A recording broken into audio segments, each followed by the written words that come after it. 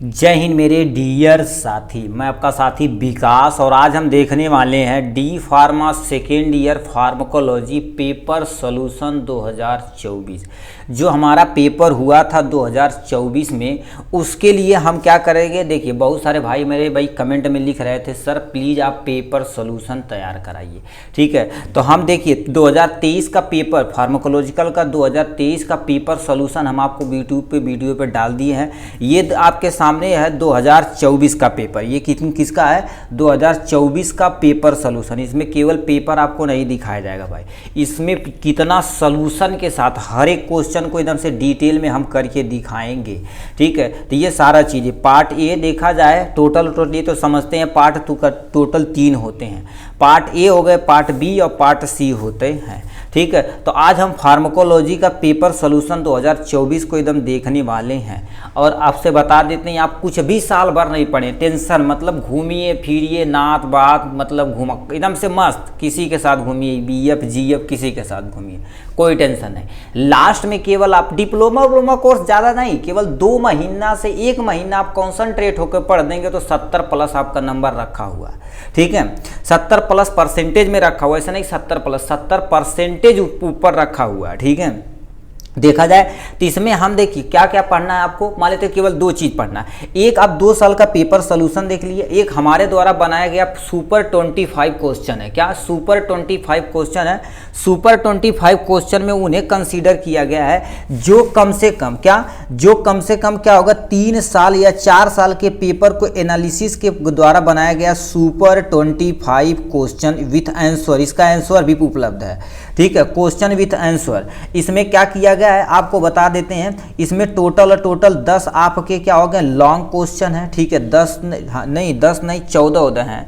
ठीक है, 10 नहीं, ये टोटल 14 कर दो भाई। ठीक है, ये तुम्हारे पास कितना हो जाएगा 14 या 10 ये है, और तुम्हारे पास क्या होगा 10 आपके लॉन्ग यानी शॉर्ट क्वेश्चन हो जाएंगे। ठीक है, 60 क्वेश्चन हो जाएंगे और आपके 30 ही मोस्ट इंपॉर्टेंट एमसीक्यू आपको देखने को मिलेंगे। ठीक है, ये इसमें इंक्लूड है। ये आप पेपर सॉल्यूशन देख लीजिए 1-2 साल का, इससे आइडिया मिल जाएगा कितने नंबर में क्या लिखना है, ये सारी चीज़ें।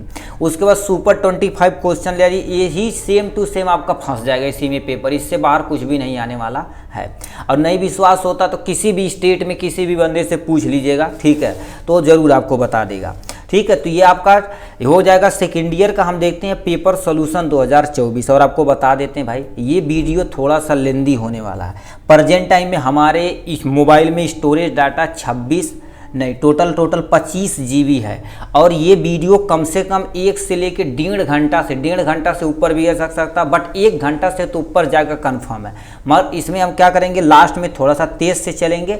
ठीक है, मगर हर एक कॉन्सेप्ट को आपको क्लियर करके ही जाने वाले हैं। ठीक है, तो चलिए स्टार्ट करते हैं आपके सामने फार्माकोलॉजी के बारे में। तो पहले पेपर के बारे में हम थोड़ा सा क्या कर देते हैं, पढ़ लेते हैं। उसके बाद आपको हम एक एक क्वेश्चन को एकदम अच्छे से डिफाइन करने वाले हैं। तो इसमें दे रखा फार्माकोलॉजी, देखिए यहाँ से आपको अपना रोल नंबर लिख रहा है तो टीचर साइन कर देगा। कोड यहाँ से आप दे सकते हैं। मैक्सिमम मार्क टोटल 80 नंबर होता है।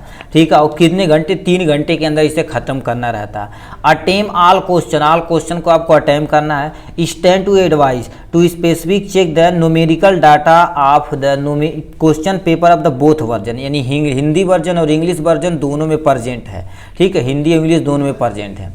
फिर ठीक है, यहाँ पर क्या लिख रखा है, फिर क्या दे रखा है यूज आप pager in mobile phone number student in not allowed. Please आपसे एक हाथ जोड़ के अनुरोध है मेरे भाई। ठीक है, आप प्लीज़ यदि आप एग्ज़ाम में बैठे हैं तो अपनी कॉपी पे कहीं भी अपना मोबाइल नंबर न लिखिएगा। ठीक है, और 2024 में जितने स्टूडेंट पास आउट हुए उनसे आप पूछ सकते हैं। ठीक है, पूछ भी सकते हैं कि जितने भाई हमारे पास क्या किए थे, अपना फ़ोन नंबर लिखे थे, क्या फ़ोन नंबर लिखे थे, उनकी कॉपी PCI पे ही रख दी गई। चेक तो होने की दूर की बात, क्योंकि ऑनलाइन चेक हुआ था, वो चेक होने की दूर की बात होगी, उनकी कॉपी वहीं रख दी गई। फिर वो एप्लीकेशन लिखे, अपने प्रिंसिपल से साइन करवाएं, फिर गए वो PCI से उनकी कॉपी ढूंढी गई। इतना बड़ा प्रोसेस हो जाएगा, आप थोड़ा सा गड्ढे में फंस सकते हैं। ठीक, तो आपके लिए दिक्कत हो सकती है, तो प्लीज़ आपसे अनुरोध है ऐसा कुछ भी मत करिएगा, मोबाइल नंबर वगैरह मत लिखिएगा। ठीक है, इसमें पार्ट ए कितने पार्ट होते हैं, 3 पार्ट। पार्ट ए में टोटल 7 क्वेश्चन रहता है, कि नहीं 6 क्वेश्चन को आपको अटेम्प्ट कर रहा था। हर एक क्वेश्चन कितने नंबर का रहता है, टोटल 3 नंबर का, सॉरी 5 नंबर का रहता है। तो 30 नंबर आपको यहाँ से मिलेगा। पार्ट बी में टोटल 11 क्वेश्चन रहते हैं, यानी 10 क्वेश्चन को अटेम्प्ट करना रहता। हर एक क्वेश्चन कितने नंबर का, 3 नंबर का, तो 30 नंबर यहाँ से बन जाएगा। 30, 30, 60 और लास्ट में जाएंगे बी वाले पार्ट में। आपका इसमें एमसीक्यू भी हो सकता है, फिल इन दी ब्लैंक हो सकता है, या एक वर्ड में आंसर भी हो सकता है, एक सेंटेंस में भी आंसर हो सकता है। ठीक, वो टोटल 20 क्वेश्चन ऐसे ही पूछे जाएंगे। तो 20 नंबर यहाँ से टोटल आपके कितने हो जाएंगे, 80 नंबर हो जाने वाले हैं।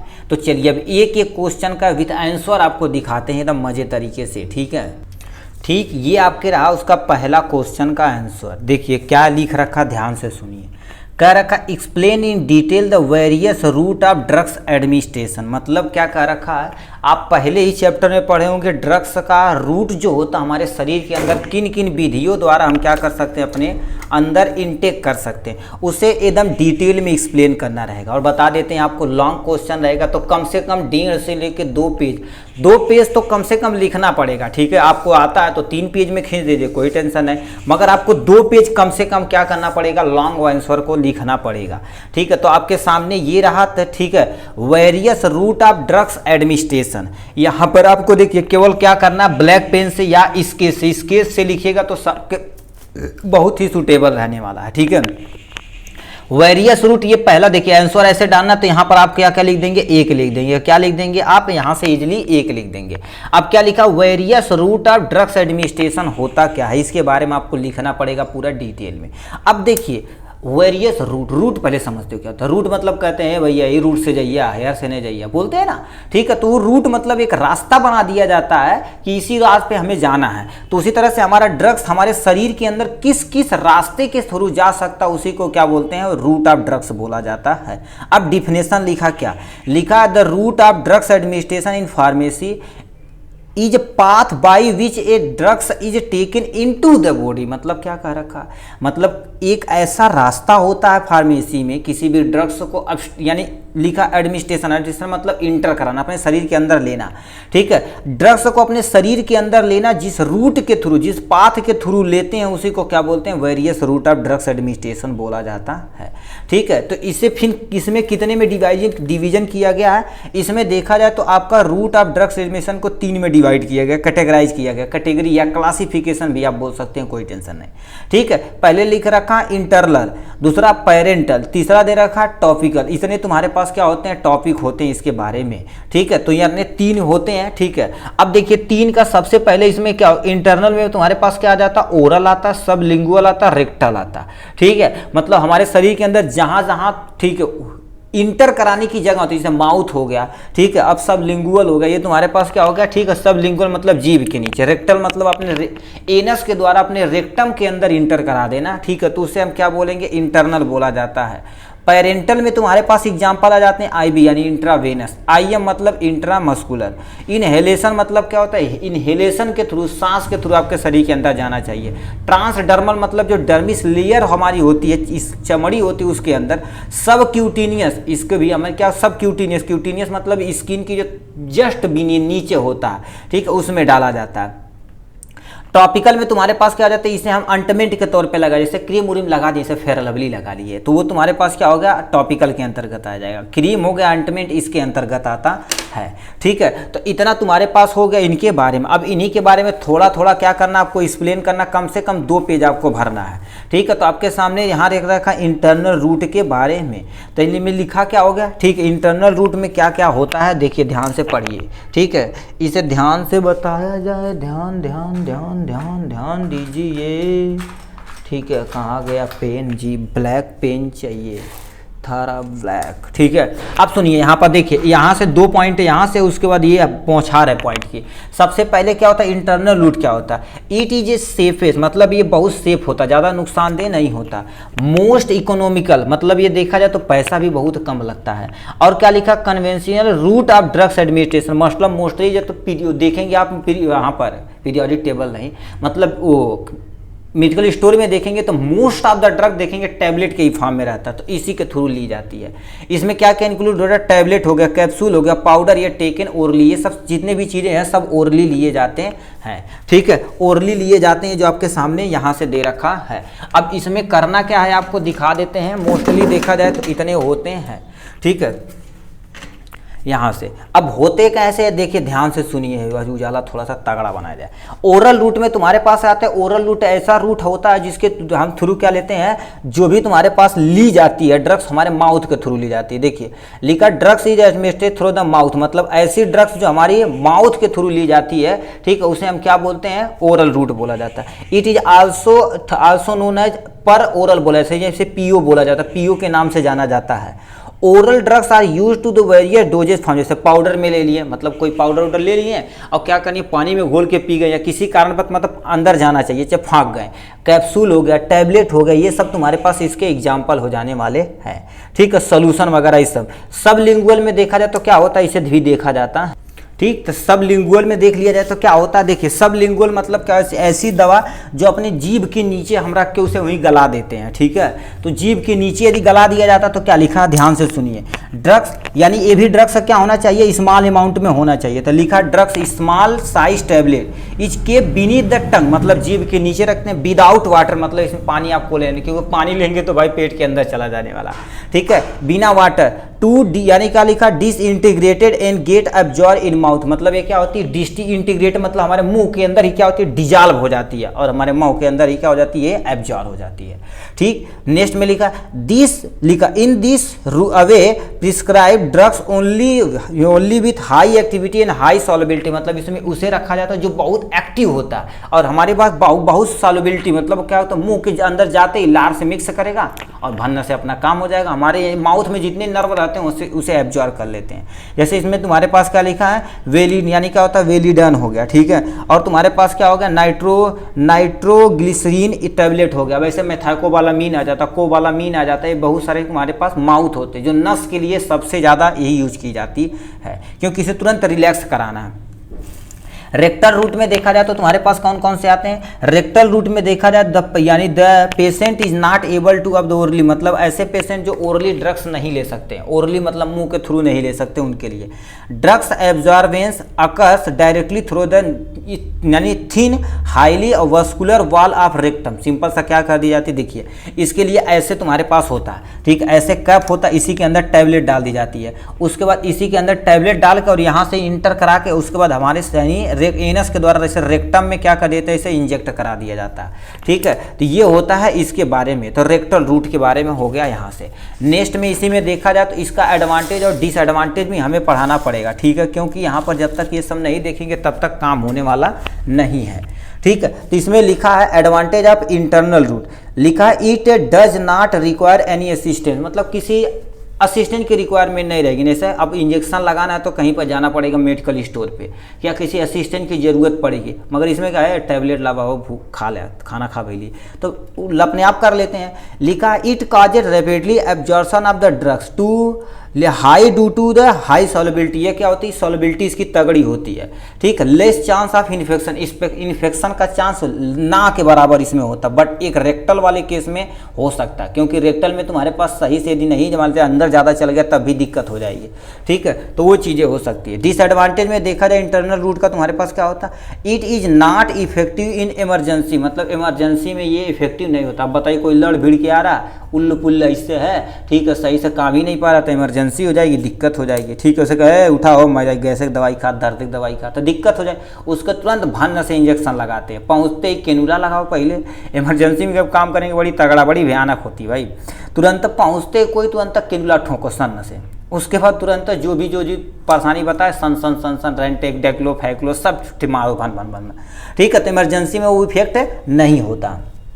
फिर क्या दे रखा है, यहाँ से देखा जाए ये भाई भाई भाई, ठीक, ये इमरजेंसी में इफेक्टिव नहीं होती। Do not absorb the high molecular drugs, मतलब कुछ ऐसे ड्रग्स होते हैं जिसका मॉलिक्यूलर वेट बहुत ज़्यादा होता है, जो हमारे पेट में ही एब्जॉर्ब नहीं हो पाते हैं, वो भी दिक्कत हो सकती है। सम टाइम काज इन्फ्लामेशन, कभी कभी ये क्या कर देती है, इन्फ्लामेशन कर देती है, रेक्टम में कर सकती हैं, आपके स्टमक में कर सकती है, तो दिक्कत कॉजेज कर सकती है। तो ये हो जाएगा इनके बारे में। अब नेक्स्ट में देखा जाए तो आपका क्या रूट आते हैं, पेरेंटल रूट। क्लासिफिकेशन में बताएं इंटरनल, पेरेंटल और तुम्हारे पास क्या होते हैं, टॉपिकल होते हैं। तो पेरेंटल रूट क्या होता है इसमें सुनिए।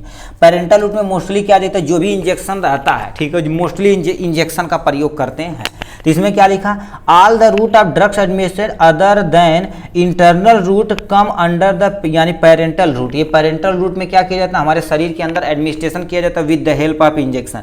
इसमें आईवी के थ्रू लगा सकते हैं, आईएम के थ्रू लगा सकते हैं, सब क्यूटेनियस नेचर से भी लगा सकते हैं, ठीक है, डिपेंड करता किस कैटेगरी की आपकी मेडिसिन है।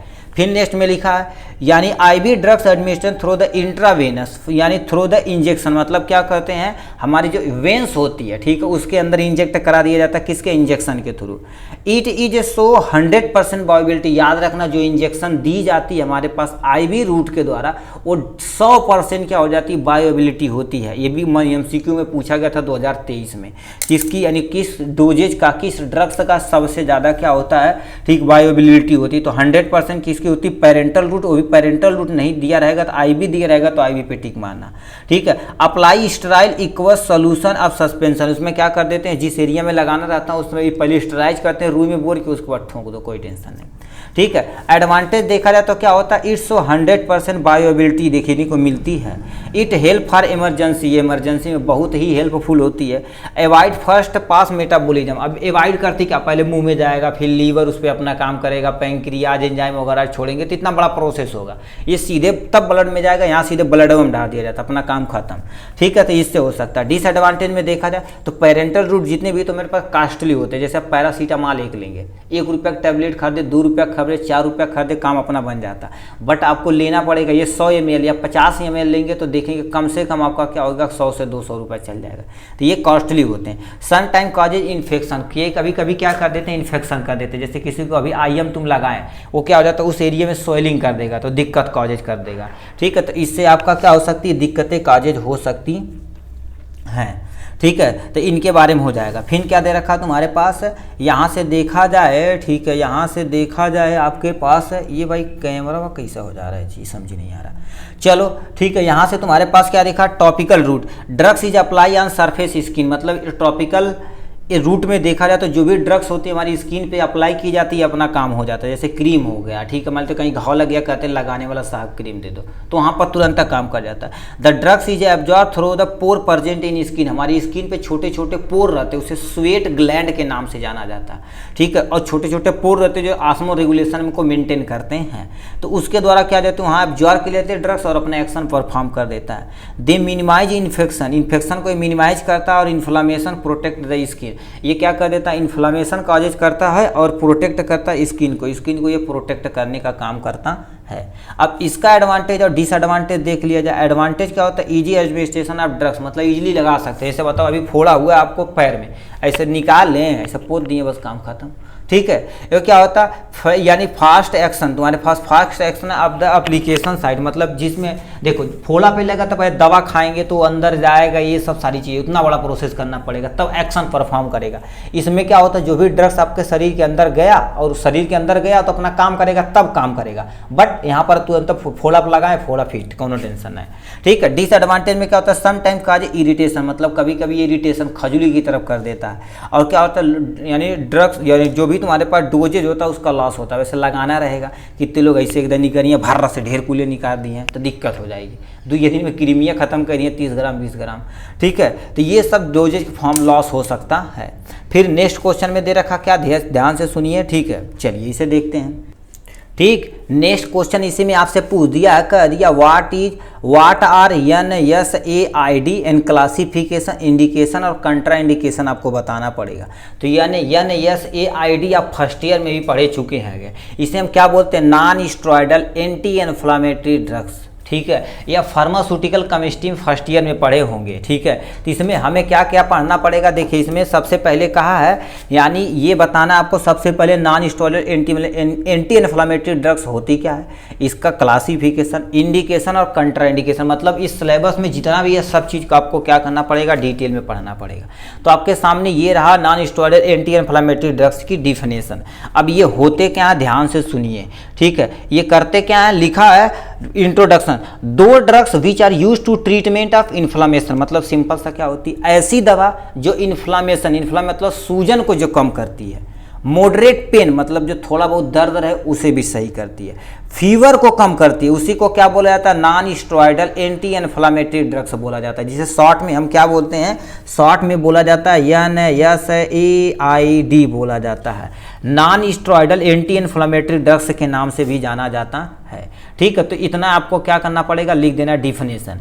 अब इन्फ्लामेशन भैया क्या होता है, inflammation is the condition in which part of body become to swollen and painful as a reaction of injury. मतलब क्या होता है, सिंपल, यानी इन्फ्लामेशन क्या होती है, एक ऐसी कंडीशन होती है जिस पार्ट में इंजरी हुई है, चोट लगी है, घाव लगी है, उसमें क्या हो जाती है, फूल जाता है, स्वेलिंग हो जाती है और थोड़ा बहुत उसमें दर्द होता है, उसी प्रोसेस को, इसी को हम क्या बोलते हैं, इन्फ्लामेशन बोला जाता है। अब इसका क्लासिफिकेशन देख लिया जाए तो आपको टोटल यहाँ पर देखिए क्लासिफिकेशन किया गया है। क्लासिफिकेशन में क्या किया गया, देखिए 4 में कैटेगराइज किया गया। नॉन सेलेक्टिव कोक्स इनहिबिटर होता है, प्रीफेरेंटियल कोक्स 2 इनहिबिटर होता है, सेलेक्टिव कोक्स 2 इनहिबिटर होता है, यानी analgesic antipyretic with poor anti inflammatory action के तौर पे होता है। मान लेते हैं ये सब आपको नहीं याद रहेगा तो 1 2 3 4 आपको याद होना चाहिए, आपके माइंड में कॉन्सेप्ट बैठा लो, और इन्हीं का कम से कम 1 1 2 2 आपको एग्जाम्पल याद होना चाहिए ना, मजे तरीके से। ठीक है, तो इसमें तुम्हारे पास क्या, देखिए इसमें यहाँ पर इसे फर्दर कैटेगराइज किया गया सल्फोनिक एसिड में, दूसरा तुम्हारे पास क्या होगा, एसिटिक एसिड डेरिवेटिव में, फेनामिक एसिड डेरिवेटिव में, और तुम्हारे पास क्या होगा, इनोमिक एसिड डेरिवेटिव में, और तुम्हारे पास लास्ट में तुम्हारे पास क्या लिखा, देखिए यहाँ लिखा प्रोपियोनिक एसिड डेरिवेटिव होता है। तो इतना चीज़ें क्या हो गया, आपको यहाँ से दिक्कतें बता देनी पड़ेगी।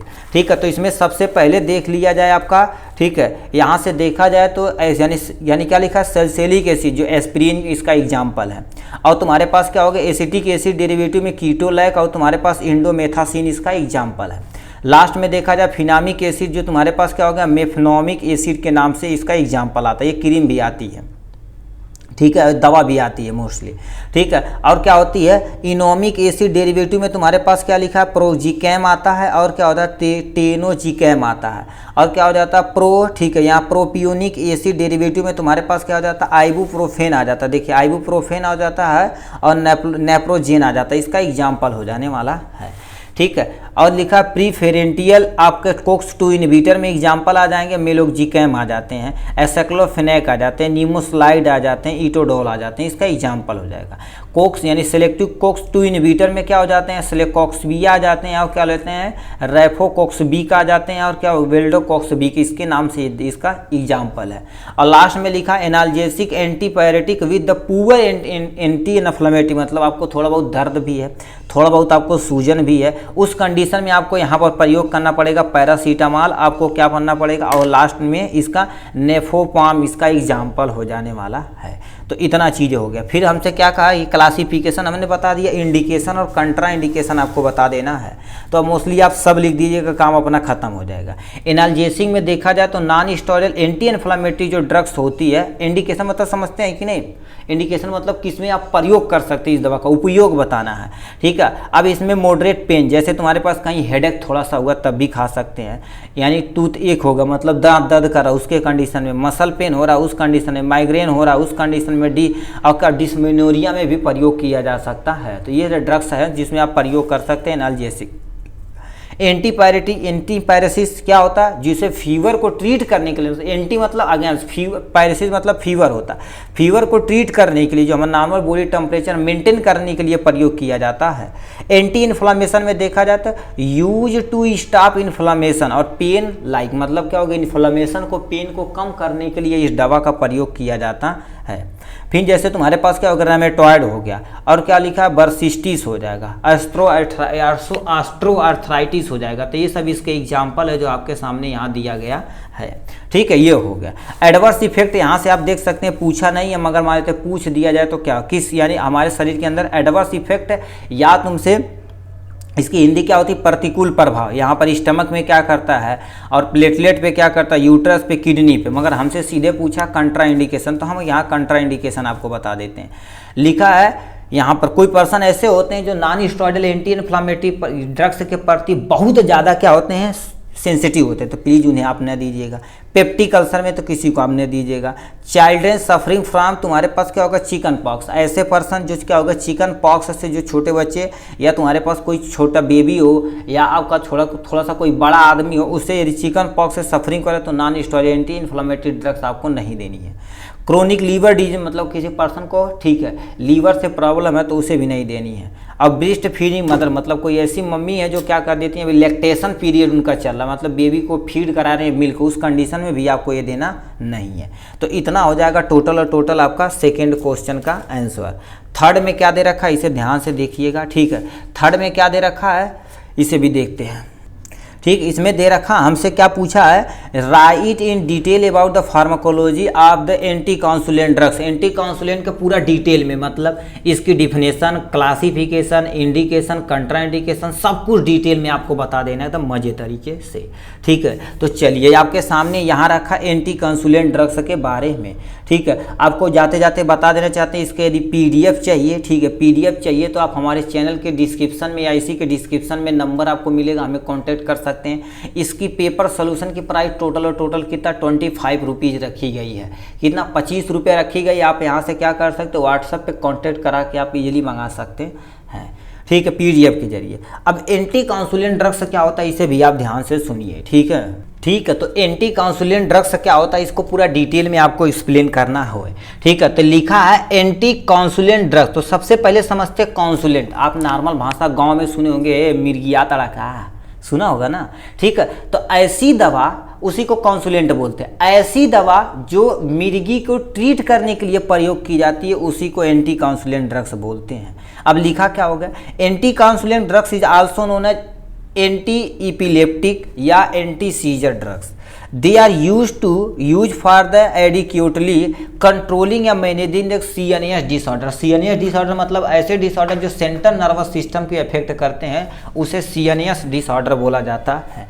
उसे ट्रीट करने के लिए हम यूज करते हैं। Anti convulsant suppress the rapid and excessive firing of nerve, ठीक है, nerve which the start of seizure. मतलब क्या होता है सीजर, मिर्गी कैसे आती है, आपके CNS सेंट्रल नर्वस सिस्टम जो हमारा ब्रेन होता है और स्पाइनल कार्ड में कोई ना कोई क्या कर देते, दिक्कतें आ जाती है, वो किसी कारण से हो सकता है, उसे स्टार्टिंग में ये क्या कर देता, सप्रेस कंट्रोल कर देता है।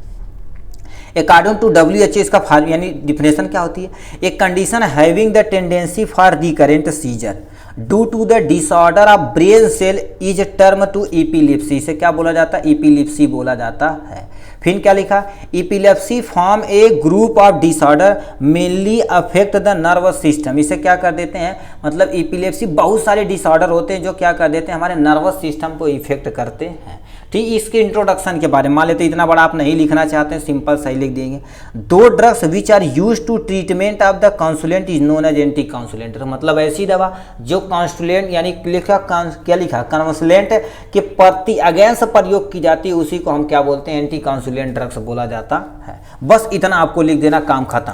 अब इसकी क्लासिफिकेशन देख लीजिए तो सामने यहाँ से यानी 4 में 5 में 6 में कैटेगराइज किया गया भाई, ठीक है। यहाँ पर 1 2 3 4 5 6 में कैटेगराइज किया। पहला हमारे पास हेडेंटोइन डेरिवेटिव होता, दूसरा बारबीटूरेट यानी बारबीटूरेट होता, सक्सीनामाइड होता, गाबा ट्रांस एमीन इनहिबिटर होता, गाबा एगोनोस्टिक होता है, एगोनोस्ट होता है, बेंजाडाइजापीन होता है, ठीक है। इसका एक एक एग्जाम्पल याद रखिएगा। इसमें एग्जाम्पल तुम्हारे पास फेनेटोइन हो जाएगा और ये सबसे ज़्यादा प्रयोग किया जाता है। एक और होता है यानी क्या होता है, सोडियम वल्फोरेट होता है, इसलिए प्रयोग किया जाता है। ये दो, और ये सब तो बहुत तगड़ा जब कंडीशन आता है तब प्रयोग किया जाता है। मगर ये देखा जाए तो आपका प्रयोग किया जाता है फेनेटोइन इसका एग्जाम्पल, मेथाटोइन इसके एग्जाम्पल हो जाएगा। बारबीटूरेट में देखा जाए तो फिनोबारबूटोन हो जाएगा और तुम्हारे पास प्रिमिडॉन हो जाएगा इसका एग्जाम्पल। अब क्या होता है, सक्सीनामाइड में तुम्हारे पास क्या हो जाता है, इथोजैक्सिमीन यानी जैक्सिमीमाइड होता है, और इसमें गाबा ट्रांसमीन इनहिबिटर में तुम्हारे पास सोडियम वल्फोरेट होता है, और क्या होता है, वीगा यानी क्या होता है, बैट्रियन होता है। तो इसका एग्जाम्पल हो जाएगा यहाँ से। गाबा एगोनोस्टिक में तुम्हारे पास क्या हो जाता है, गाबा पेंटीन आ जाता है एग्जाम्पल, ये भी प्रयोग किया जाता है नस में प्रॉब्लम रहती है तो। और इसमें देखा जाए तो डाइजापाम आ जाता है, बेंजोडाइजापाम में तुम्हारे पास डाइजापाम आ जाते हैं, लोराजेपाम आ जाते हैं, क्लोनाजेपाम आ जाता है, इसका एग्जाम्पल हो जाने वाला है। तो इतने आपके पास टोटल क्या है, एग्जाम्पल हैं, यहाँ से देख सकते हैं, ठीक है, तो इतने हो गए एग्जाम्पल के बारे में। फिर तुम्हारे पास फार्माकोलॉजिकल एक्शन, मतलब ये ड्रग्स किस एक्शन पे हमारे शरीर के अंदर कहाँ और कैसे एक्शन परफॉर्म करती है उसको बताते हैं, ठीक है। तो इसमें देखा जाए, ठीक है, एंटी काउंसुलेंट, एंटी इपिलिप्टिक्स और तुम्हारे पास एंटी सीजर में ये काम करते हैं। ये क्या कर देते हैं, जो सीएनएस ब्रेन और स्पाइनल कार्ड रहता है उसमें जो भी यानी तुम्हारे पास इम्पल्स जा रही हो, स्लो डाउन हो जाती है, उसे इंक्रीज कर देते हैं, जिससे आपका क्या हो जाएगा, ब्लड का फ्लो, ऑक्सीजन का लेवल सब कुछ मेंटेन हो जाता है, अपना काम हो जाता है। तो इस कंडीशन में प्रयोग होता है एक्शन। फिर क्या होता है, फिनोटिन जो होता है इज नॉट, ठीक है, is not global CNS depression. ये सीएनएस डिप्रेशन है उसमें प्रयोग नहीं किया जा सकता है।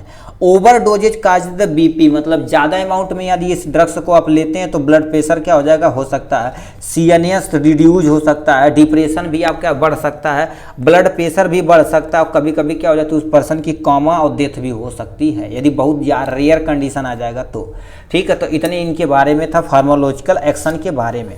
फिर तुम्हारे पास क्या होगा, डोज यहाँ से देख लिया जाए, इतने आपके पास डोज हैं, ठीक है। डोज में तुम्हारे पास क्या होगा, फिनोटिन जो तुम्हारे पास 100 से लेकर 50 से लेकर 100 mg चिल्ड्रन बच्चों एडल्ट के लिए आता, 5 से लेकर 8 mg बच्चों में आता। फिनोबार्बिटून हो जाता है इसका एग्जाम्पल, सोडियम वल्फोरेट इसका डोजेज यहाँ से देख सकते हैं, कार्बामाजिपिन इसका एग्जाम्पल यहाँ से देख सकते हैं, गाबापेंटिन यहाँ से देख सकते हैं, क्लोनाजेपाम ये देख सकते हैं। तो ये सब ड्रग्स हो गए जो प्रयोग की जाती है हमारे मिर्गी की ट्रीटमेंट में प्रयोग की जाती है। इंडिकेशन देखा जाए तो आपको यहाँ पर नॉर्मल क्या लिख रखा है, इंडिकेशन सबसे पहले दे रखा फिनोटिन जो इपिलेप्सी में प्रयोग किया जाता है, और डिजिटली जो इंड्यूज करता है एथराइटिस, यानी लोग अर्थराइटिस, हाँ नहीं अर्थमिया होती है, ठीक, उस कंडीशन में भी प्रयोग की जाती है।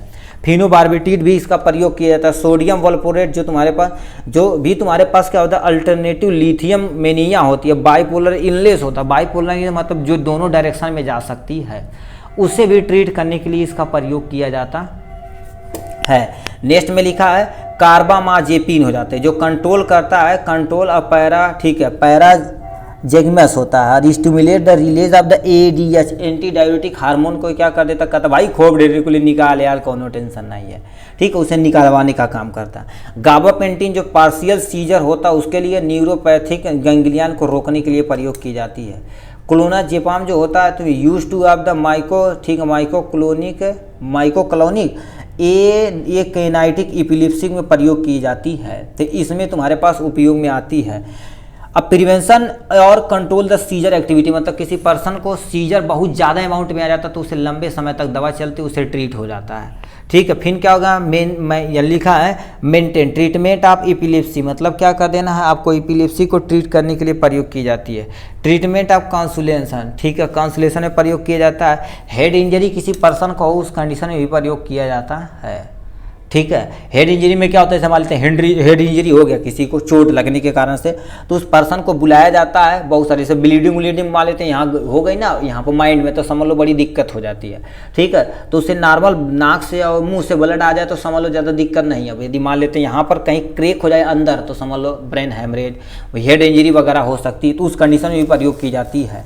इंडिकेशन में तुम्हारे पास देखा जाता है यहाँ पर, ठीक है, यानी साइनस ब्रोंक यानी लिखा ब्रेडिकार्डिया में प्रयोग कर सकते हैं, साइनर आर्टिया ब्लॉकर में प्रयोग कर सकते हैं, ड्यूरिंग द प्रेगनेंसी के सॉरी कॉन्ट्राइंडिकेशन है जी, कॉन्ट्राइंडिकेशन मतलब इसमें तो आप प्रयोग नहीं कर सकते हैं। कोई पर्सन ब्रेडिकार्डिया से ग्रसित है तो उसमें इस दवा का प्रयोग नहीं कर सकते हैं।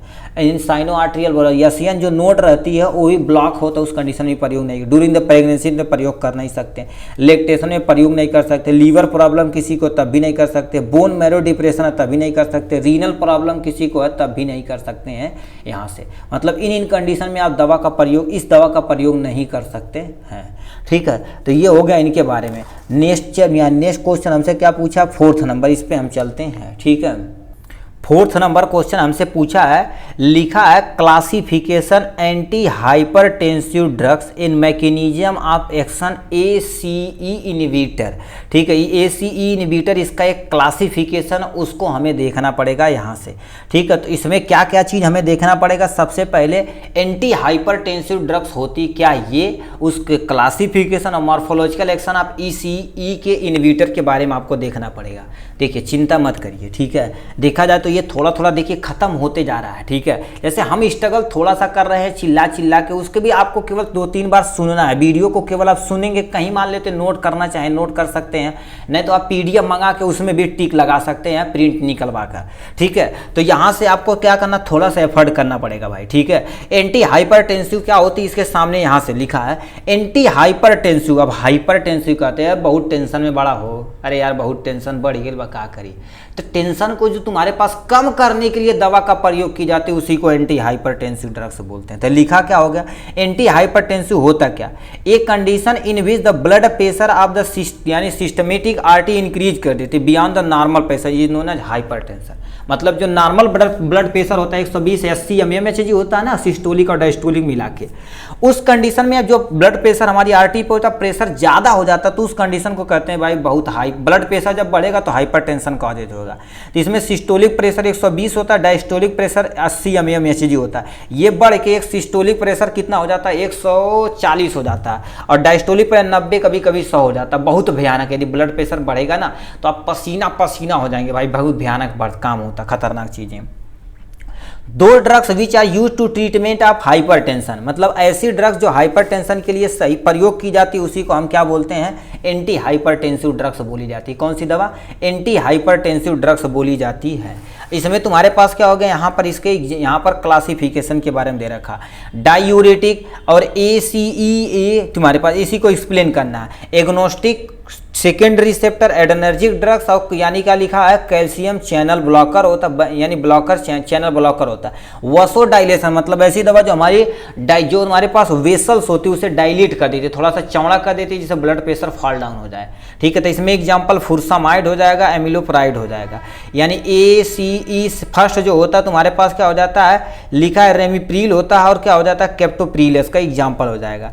ए लिखा है एगोनोस्टिसिन, तुम्हारे पास सेकेंड रिसेप्टर में लोसार्टन आता है और वाल्सार्टन आता है। और एडर्नर्जिक ड्रग्स में क्या हो जाता है, क्लोनिडीन आता है, क्लोनिडीन आ जाता है, और क्या आ जाता है गुआनाफिफेसिन आ जाता है। और कैल्शियम चैनल ब्लॉकर में क्या होता है, वेराप्रीमिल आ जाता है, और क्या हो जाता है एम्लोडिपिन, इसका एग्जाम्पल हो जाएगा। वसोडाइलेशन में तुम्हारे पास क्या आ जाता है एग्जाम्पल, डायो, ठीक है, डायोजे यानी हिग्जिडेन हो जाएगा, डी हो जाएगा, और क्या हो जाएगा हाइड्राएलाजीन हो जाता है, इसका एग्जाम्पल हो जाने वाला है। तो इतनी इसके बारे में कहा था, किसके बारे में, देखिए डिफिनेशन हो जाएगा, क्लासिफिकेशन। अब हमसे कहा है ये हमें डिफाइन किसे करना है, इसको डिफाइन करना है, ठीक है। एन लिखा है, इसको आपको डिफाइन करना है, इसी को बताना था पूरा डिटेल में। तो यहाँ पर लिखा है, क्या लिख दिया देखो, एंजियोटेंसिन कन्वर्टिंग एंजाइम होते हैं जिसे हम ACE शॉर्ट में बोलते हैं, इनहिबिटर, ठीक है। तो यहाँ पर लिखा, अब ये क्या होता है, those agent act by the inhibiting the action of जो क्या होती है एंजियोटेंसिन कन्वर्टिंग एंजाइम होती है, उसी को क्या कर देती है, इनहिबिट कर देती है। लो भैया ये बंद करा हो, बंद करा, ऐसे बोल देती है। फिर तुम्हारे पास क्या कहती है, ACE इनहिबिट द यानी competitive inhibit the conversion of the agnostic यानी एंजियोटेंसिन फर्स्ट एंड सेकेंड। और क्या होता है यानी occurring in the presence of angiotensin यानी कन्वर्टिंग एंजाइम, इसमें क्या कर देता है, ये कन्वर्ट करके अपना काम कर देता है, ठीक है। उसके बाद ये करता क्या, ध्यान से सुनिए, फार्माकोलॉजिकल एक्शन में देखा जाए तो करते क्या है, ACT तुम्हारे पास लिखा है ACE इनहिबिटर जो होते हैं वसोडाइलेशन कर देते हैं, मतलब जो हमारी ब्लड वेसल्स रहती है, नस रहती है, उसे थोड़ा सा चौड़ा कर देंगे। अब बताइए चौड़ा यदि होगा तो आपको ना काम हो जाएगा, क्योंकि आप सुनेंगे प्रेशर बराबर क्या होता है F/A, मतलब फोर्स अपान में क्या होता है एरिया, एरिया बढ़ेगा तो प्रेशर क्या होगा, कम होगा, एरिया कम होगा तो प्रेशर ज़्यादा होगा। लो सिस्टमेटिक आर्टरी तुम्हारे पास क्या होते हैं रेसिस्टेंस, उसे लो कर देंगे तो अपना काम हो जाएगा। या लिखा they do not causes the यानी कॉजेज लिखा रिफ्लेक्स ट्रैकिकार्डिया, ट्रैकिकार्डिया तुम्हारे पास ये नहीं हो देंगे, क्योंकि ये बताइए ये हमारे फार्माकोलॉजिकल एक्शन उसी को तो जाकर रोक रहा है, ठीक है। इंक्रीज ब्लड फ्लो तुम्हारे पर रोज कर दी, कहाँ पर, रीनल में और कोरोनरी आर्टरीज में, ये क्या कर देगी, ज़्यादा कर देगी, जिससे वो मेंटेन करेंगे। किडनी क्या करेगा, फिल्टर कर अपना काम मेंटेन कर देगा, ठीक है। और किडनी भी ब्लड प्रेशर में बहुत मेजर रोल प्ले करता है, क्योंकि इसमें अभी पढ़ेंगे ना, ठीक है, यानी रास मैकेनिज्म वगैरह तब देखेंगे, बहुत भयानक टाइप में है, पढ़े होंगे फर्स्ट ईयर में, ठीक है। It prevent the enzyme from the converting angiotensin two angiotensin second में कन्वर्ट कर देती है, यही एंजाइम करती है, ACA करती है। ठीक, इंडिकेशन में देखा जाए तो क्या होगा, do not use to treatment following disease, मतलब इसमें क्या कर देना है, ठीक है, अच्छा यूज करना है, इस डिजीज में आप यूज कर सकते हैं इस कैटेगरी की दवा। हाइपरटेंशन में तो प्रयोग कर सकते हैं, यानी कॉन्जेस्टिव हार्ट फेलियर में प्रयोग कर देते हैं, शॉर्ट में क्या बोलते हैं, CHF बोला जाता है। मायोकार्डियल इन्फेक्शन में आप बोल सकते हैं इसे, ठीक है, जिसे ECE के कारण से ही होता है। यानी का डायबिटिक न्यूरोपैथिक, या नर्व हमारे पास कहीं डैमेज हो जाए हमारे डायबिटीज के कारण से, तो उस कंडीशन में भी प्रयोग कर सकते हैं इस दवा के कैटेगरी। इस कैटेगरी की कोई भी दवा प्रयोग कर सकते हैं, डिपेंड करता कंडीशन कैसी है। डोजेस देखा जाए तो क्या होगा, यानी लिखा है कैप्टोप्रील हो जाता है, जो लिखे यानी 25 से लेकर 100 mg BD होता है। और क्या होता है, रेमीप्रील, यानी क्या होता है, प्रील होता है जो 0.2 यानी 2.5 से लेकर 10 mg होता है। लेसार्टन देखा जाए तो कितना होता है, यानी 25 से लेकर 100 mg होता है। और यह लिखा है वल्सार्टन जो तुम्हारे पास 80 लेके हमारे पास 300 mg के बीच में होता है। कंट्रा इंडिकेशन देखा जाए तो आपको इतना चीज़ें में प्रयोग कर देना है, या यहाँ पर सॉरी कंट्रा इंडिकेशन मतलब इन डिजीज में आपको प्रयोग नहीं करना है। ठीक है, सबसे पहले तुम्हारे पास क्या होगा, एक आप लिख सकते हैं हाइपरटेंशन था, हाइपोटेंशन में नहीं प्रयोग कर सकते। हाइपोटेंशन ऑलरेडी ब्लड प्रेशर कम है, ये खैबा और कम हो जाए, दिक्कत हो जाएगी, मर आ जाएगी, ठीक है, तो दिक्कत हो जाएगी। यानी एंजियोडर्मा में नहीं प्रयोग कर सकते। कोई पर्सन हाइपर सेंसिटिव तो उसमें भी नहीं प्रयोग कर सकते। किसी पर्सन को किडनी प्रॉब्लम है, अब किडनी प्रॉब्लम कह देबा, जो एंटी डायबिटिक हार्मोन वहीं से निकला था किडनी से, रास मैकेनिज्म के मेंटेन करता, उगले भी तो बात तो दिक्कत हो जाए, ठीक है, इसमें हो जाती है। और क्या होती है, सिंगल किडनी तुम्हारे पास पर्सन कोई मान लेते मान लेते एक ठीक खरीद के आईफोन खरीद के अपने मलबक दे देना, ठीक है, तो एकड़ बचल बा तो कंडीशन में देबा तो और ब्लड प्रेशर का कम कराई हो जाए, दिक्कत इनके, ठीक है, काम हो पाई नहीं, ठीक है, तो यो चल जाए, आईफोन वो चल जाए, मलबो चल जाए, दिक्कत हो जाए, ठीक है। तो इतने चीज़ें तुम्हारे पास थी थर्ड यानी फोर्थ आंसर में, ठीक है। फिफ्थ नंबर क्या पूछा देखते हैं इसके बाद। नेक्स्ट क्वेश्चन हमसे क्या पूछ दिया, 5वां नंबर कह दिया define and classify anti ulcer drugs, मतलब ऐसी दवा जो एंटी अल्सर के प्रति यानी अगेंस्ट प्रयोग की जाती है, उसको डिफाइन करना है, क्लासिफिकेशन भी करना पड़ेगा आपको डिटेल में। मतलब ये लॉन्ग दिया रहेगा तो डिटेल में आपको 2 पेज लिखना पड़ेगा, ठीक है, तो इन सबको आपको डिटेल में करना पड़ेगा। तो चलिए स्टार्ट करते हैं। आपके सामने एंटी अल्सर ड्रग्स, ये आपके सामने ये दे रखा है। ये कितने नंबर क्वेश्चन है, यहाँ नंबर आप प्लीज डाल दीजिएगा, ये क्वेश्चन नंबर 5 है, ठीक है, क्वेश्चन नंबर 5 है जो आपके सामने यहाँ से छाप दिया गया। अब अल्सर क्या होता तब एंटी अल्सर ड्रग्स हैं, कहते हैं रे नीना हो गल बाबू, ठीक है, कहते हैं जुट्ठा खा ले। अब अच्छा कुछ जुट्ठा खैले मतलब निनाव नहीं होता भाई, पहली बात, ठीक है। आपके मान लेते पेट में कोई भी प्रॉब्लम होती है, बी कॉम्प्लेक्स की कोई कमी होती है, एसिडिटी बहुत ज़्यादा अमाउंट में हो जाती है, तो आपके माउथ में अल्सर हो सकता है, आपके पेट में अल्सर हो सकता है, आपके ड्यूडेनम स्मॉल इंटेस्टाइन के पोर्शन में अल्सर हो सकता है। तो उसी को ट्रीट करने के लिए जिस दवा का प्रयोग की जाती है उसी को एंटी अल्सर ड्रग्स बोलते हैं। कहेंगे सर एक्शन में बोल रहे हैं, कोई टेंशन नहीं, ठीक है। तो लिखा क्या होगा, those substance which are use to treatment of ulcer is known as या called as anti ulcer drug, मतलब ऐसी दवा जो अल्सर को ट्रीट करने के लिए प्रयोग की जाती है उसी को एंटी अल्सर ड्रग्स बोला जाता है। फिर तुम्हारे पास क्या लिखा, अल्सर फॉर्मेड इन स्टमक, मतलब यदि अल्सर स्टमक में पाया जाएगा तो उसे हम गैस्ट्रिक अल्सर बोलते हैं। यदि हमारे स्मॉल इंटेस्टाइन के पहले पार्ट में पाया जाएगा, ड्यूडेनम में पाया जाएगा, तो उसे हम क्या बोलेंगे, ड्यूडेनल अल्सर बोला जाता है। कहने का मतलब क्या होता है, देखिए आपके आइसोफेगस हो गई, ये आपके पास क्या हो गई, स्टमक हो गई, ठीक है, ये यहाँ से कन्वर्ट, तो ये आपका जो स्टमक होता है इसमें यदि होगा तो गैस्ट्रिक अल्सर, ये जो पहला पार्ट ड्यूडेनम होता है इसमें यदि हो जाए तुम्हारे पास क्या होगा, तब तुम्हारे पास क्या होगा, ड्यूडेनम अल्सर हो जाने वाला है, ठीक है। तो इसकी डिफिनेशन हो गई। यहाँ से सामने क्या दे रखा, क्लासिफिकेशन के बारे में। क्लासिफिकेशन इसे टोटल 5 में किया गया है। एंटी सिक्रेटरी एजेंट, दूसरा एंटासिड, तीसरा तुम्हारे पास क्या होगा, ulcer protective drugs, ulcer healing drugs, anti यानी हेलिकोपाइलोरी ड्रग्स, ये बहुत खतरनाक होती है। ये केस देखेंगे ना तो आदमी सूख के दम से पतर सुट्टी हो जाएगा, बड़ी खतरनाक चीज़ है भाई, खतरनाक डिजीज है, ठीक है। तो एंटी सिक्रेटरी एजेंट में तुम्हारे पास आते हैं एग्जाम्पल, रेंटेडीन हो जाते हैं, यहाँ पर लिखा है सिमिटीडीन आ जाते हैं, ओमाप्रोजोल आ जाते हैं, पेंटाप्रोजोल आ जाते हैं, डोम्प्रीडोन आ जाते हैं, ऐसे बहुत सारे एग्जाम्पल इसमें आते हैं और मोस्टली देखा जाए तो ये प्रयोग की जाती है। एंटासिड में सोडियम बाइकार्बोनेट आ जाते हैं, सोडियम मैग्नीशियम हाइड्रोक्साइड जिसे मिल्क ऑफ मैग्नीशिया के नाम से, इनो के नाम से आता है, या तुम्हारे पास देखेंगे डाइजीन के नाम से आता है, है, ठीक है। और कैल्शियम कार्बोनेट इसका एग्जाम्पल और भी है, ठीक है। ये सोडियम कार्बोनेट है, कैल्शियम कार्बोनेट है। अल्सर प्रोटेक्टिव में तुम्हारे पास सुक्राल फेट आता है, सुक्राल फेट आता है, ये बहुत ही मस्त दवा होती है, इसमें पुदीना वुदीना फ्लेवर मिलाया रहता है, बहुत मज़ा आता है पीने में, ठीक है। ये हो जाएगा। अल्सर हीलिंग ड्रग्स में तुम्हारे पास क्या हो जाते हैं, कार्बा, ठीक है, कार्बेनोजालोन आते हैं, सोडियम, इसका एग्जाम्पल हो जाएगा। एंटी अल्सर ड्रग्स में यानी एमॉक्सोसिलिन आ जाते हैं, मेट्रियंडाजोल आ जाते हैं, टेट्रासाइक्लिन इसके एग्जाम्पल हो जाएंगे, ठीक है। तो ये सब ड्रग्स जो होती है एंटी हाइलोजिन, मतलब आपके पेट में बहुत लंबे समय तक यदि गैस बना हुआ है तो सिंपल सा आप एक दवा ले सकते हैं, पेंटाप DSR यानी पेंटाप्रोजोल और डोम्प्रिडोन का एक कॉम्बिनेशन होता है, सस्टेन रिलीज होता है, पेंटाप DSR के नाम से आता है, ठीक है। उसे याद कंटिन्यू कम से कम 1 दिन 2 दिन नहीं खाना चाहिए, कम से कम 14 दिन आपको खाना, कितना 14 दिन एक टाइम सुबह खाली पेट खाने के बाद कम से कम आधा से घंटा कुछ भी नहीं खाना। आपके कोई भी डिजीज पेट से प्रॉब्लम रहेगी, मान लेते हैं एसिडिटी वगैरह, तो एकदम से शुद्ध, एकदम से 150% सही हो जाएगी, ठीक है। उसके बाद यहाँ से तुम्हारे पास क्या दे रखा, क्लासिफिकेशन के बारे में दे रखा है, ठीक है। क्लासिफिकेशन के बाद फार्माकोलॉजिकल एक्शन दे रखा है। ये कितनी सुंदर राइटिंग है, देखिए 2024 का जो बैच स्टार्ट किया गया 24 और 25 वालों के लिए बहुत ही सूटेबल और बहुत ही सुंदर राइटिंग में हम लिख रहे हैं, ठीक है। फार्माकोलॉजिकल एक्शन देखा जाए, these drugs bind to the histamine B यानी 2 रिसेप्टर, मतलब हिस्टामाइन H2 जो रिसेप्टर होता है गैस्ट्रिक पेराइटल सेल के बगल में, उसी को ये क्या कर देगा, रिड्यूज कर देगा, सॉरी उसी से बाइंड कर देगा। बताइए, देखिए ये क्या करेंगे, हिस्टामिन जो तुम्हारे पास 2 रिसेप्टर होता है, H2 जो रिसेप्टर होता है उसे से बाइंड कर देगा। बेटा कहाँ जाता था, इधर आवा, पकड़ ली भन से, अब कहाँ जाइबा हो, अब जो बताइए पकड़ लेगा तो एक्शन को परफॉर्म नहीं करने देगा, अल्सर को खत्म कर देगा। Reduce the histamine production, histamine का प्रोडक्शन बढ़ा देगा, लाभ, ठीक, पढ़ाने, रिड्यूस मतलब कम कर देगा, ठीक है। हम सोचे इंड्यूज है, रिड्यूज है ये। दे रिड्यूज गैस्ट्रिक एसिड सिक्रीशन, मतलब हमारे पेट के अंदर जो गैस्ट्रिक एसिड का सिक्रीशन हो रहा है उसे ट्रीट को भी ये क्या कर देगा, सही कर देगा।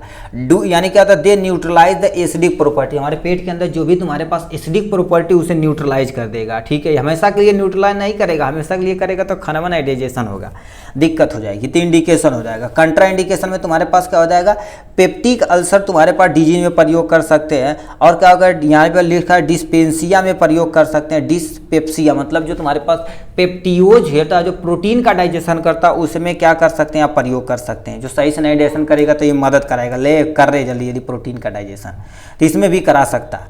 फिर तुम्हारे पास लिखा है गैस्ट्रोआइसोफेजियल रिफ्लेक्स डिजीज में कर सकते हैं, ठीक है। मतलब क्या होता है, जैसे आपके पेट से बाहर कभी कभी ना डेकार के टाइप में यदि जलन टाइप में होती है, उसमें एक एंटी अल्सर का ड्रग कर सकते हैं। ट्रीटमेंट ऑफ हेलिकोबैक्टर, मान लेते हैं इसके लिए आपको जांच होती है, आपका इंटेस्टाइन से थोड़ा सा पार्ट निकाला जाता है, उससे हेलिकोबैक्टर की क्या कर दी जाती है, ठीक है, इंडिकेशन की जाती है, मतलब पता की जाती है। यदि रह जाता तो ये कैटेगरी की दवा चलाई जाती है। Quick relief in stomach pain, मतलब किसी पर्सन को क्विक रिस्पांस चाहिए, कहते हैं 6 सेकंड के अंदर, तो ऐसे होता है। With non steroidal anti inflammatory drug prevent ulcer, यही तुम्हारे पास डिजीज कॉजेज करते हैं, क्या, अल्सर कॉजेज करते हैं। Non steroidal anti inflammatory drugs के साथ आप एंटी अल्सर का प्लीज जरूर से जरूर प्रयोग करिए, इसलिए गैस होश की दवा देनी कंपलसरी किसी भी दवा के साथ, नहीं तो डिजीज कॉजेज जाएगा तो आपके लिए बहुत दिक्कत हो जाएगी, ठीक है।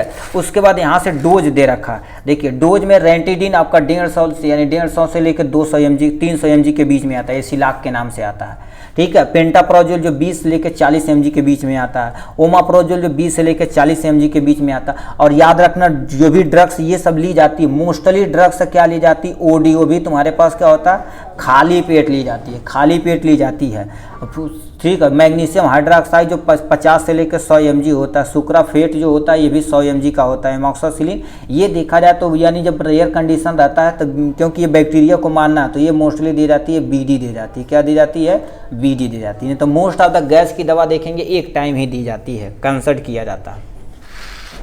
कंट्रा इंडिकेशन में तुम्हारे पास क्या हो गया, किसे आप नहीं दे सकते, तो कोई पर्सन इस ड्रग्स के प्रति ज़्यादा हाइपर सेंसिटिव तो उसे आप नहीं दे सकते। जीआईटी ब्लीडिंग मतलब गैस्ट्रोइंटेस्टाइन में कहीं ब्लीडिंग हो गई है तब नहीं दे सकते, नहीं तो अल्सर को क्या करेगा, ऑलरेडी बहुत ज़्यादा अल्सर है, ठीक है, ब्लीडिंग हो रही तो वहाँ पर हमें क्या करना पड़ेगा, एंटी कोगुलेंट ड्रग्स देना पड़ेगा जो पहले ब्लड के कोगुलेशन में मदद करे, ठीक है।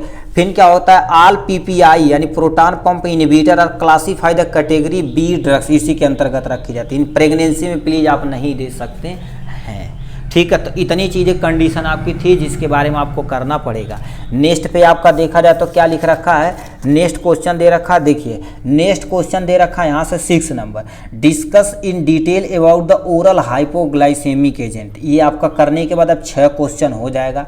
उसका 7वां हम भी करा देंगे, यदि आप मान लेते इसमें से कुछ भी आता है तो आप 6 क्वेश्चन, कोई 6 क्वेश्चन अटेम्प, ऐसा नहीं कि कंटिन्यू कर सकते हैं, कोई भी 6 आपको आना चाहिए, उसी को आपको लिखना पड़ेगा।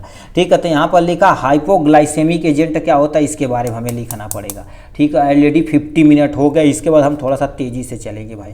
ठीक है, क्योंकि टोटल दिक्कत हो जाएगी। ठीक है, अपलोड करने में। ठीक है, तो ये सब सारी चीज़ें हो गई। हाइपोग्लाइसेमिक एजेंट के बारे में हम थोड़ा सा देख लेते हैं। उसके बाद एंटी मलेरिया। हाइपोग्लाइसेमिक एजेंट क्या होती है, ओरल हाइपोग्लाइस, पहले समझ दो। हाइपोग्लाइसेमिक, हाइपो मतलब कम, ग्लाइसेमिक मतलब ग्लूकोज लेवल इन ब्लड, हमारे ब्लड के अंदर। तो ओरल जो ड्रग्स ली जाती है उसी को ओरल हाइपोग्लाइसेमिक एजेंट कहा जाता है। लिखा है क्या, ध्यान से सुनिए, लिखा है यहाँ पर hypoglycemic agent are use in the treatment of diabetes mellitus. Diabetes mellitus को ट्रीट करने के लिए ओरल हाइपोग्लाइसेमिक एजेंट ली जाती है। By the lowering of the blood sugar level, ये क्या करेगा, ठीक है, यहाँ पर क्या करेगा, जब किसी पर्सन का देखो हाइपोग्लाइसेमिक मतलब ऑलरेडी ब्लड शुगर लेवल कम है, तो कह रहे पियाओ के खियाओ तो ग्लूकोज लेवल मेंटेन करेंगे। ठीक है, तो यानी लोअरिंग बाय द, यानी lowering the blood glucose level, the drugs administration of the orally called the oral hypoglycemic. Mostly क्या रहते हैं, ओरली ली जाती है, मुंह के द्वारा ली जाती है ये ड्रग्स दवा। क्लासिफिकेशन में देखा जाए तो 4 में कैटेगराइज किया गया है। सल्फोना, ठीक है, इसे याद रखिए, ये वाला एग्जाम्पल अभी यानी एमसीक्यू में पूछा गया है। ठीक है, यहाँ से लिखा है सल्फोन्यूरिया होता है, सल्फोन्यूरिया होता है, बिग्नॉइड होता है, और तुम्हारे पास मेग्लीटिनिड होता है, एनालगस, और थिया क्या होता है, थियोजोलाडीन होता है, डाइजीन आता है, ठीक है, डियोजीन आ जाता है, थियो, ठीक है, लिखा है थियाजोलिडीन डियोन होता है, इसका एग्जाम्पल हो जाएगा। इसमें तुम्हारे पास एग्जाम्पल आ जाता है टलबुटामाइड हो जाता है, गिल्मीप्राइड आ जाता है, यानी बिग्नॉइड में तुम्हारे पास क्या आ जाता है, मेटफॉर्मिन आ जाता है, फिनोफार्मिन आ जाता है, और क्या हो जाता है, मेग्लीटिनिड में तुम्हारे पास एग्जाम्पल आ जाता है। यहाँ से देखा जाए तो यानी एग्जाम्पल में क्या हो जाता है, रेपाग्लिडीन आ जाता है और नाइट्रोग्लिडीन आ जाता है, इसका एग्जाम्पल हो जाएगा। थियाजाइड में तुम्हारे पास क्या हो जाता है, रोजिस्टिग यानी रोजिग्लिस्टाजोन हो जाता है, और कपियो ग्लाइटोजोन आ जाता है, इसका एग्जाम्पल हो जाएगा इसके बारे में। ठीक है, इसके बारे में यहाँ से क्लासिफिकेशन हो गया। अब इसके बारे में हम थोड़ा सा और देख लेते हैं। ठीक है, इनके बारे में थोड़ा, ठीक है, क्योंकि इसके बारे में हमसे कहा क्या है, जी अबाउट इनके बारे में थोड़ा अब लिख देते हैं। ठीक, ये करते क्या, उसके बाद इंडिकेशन कंट्रा इंडिकेशन खत्म हो जाएगा आपका। लिखा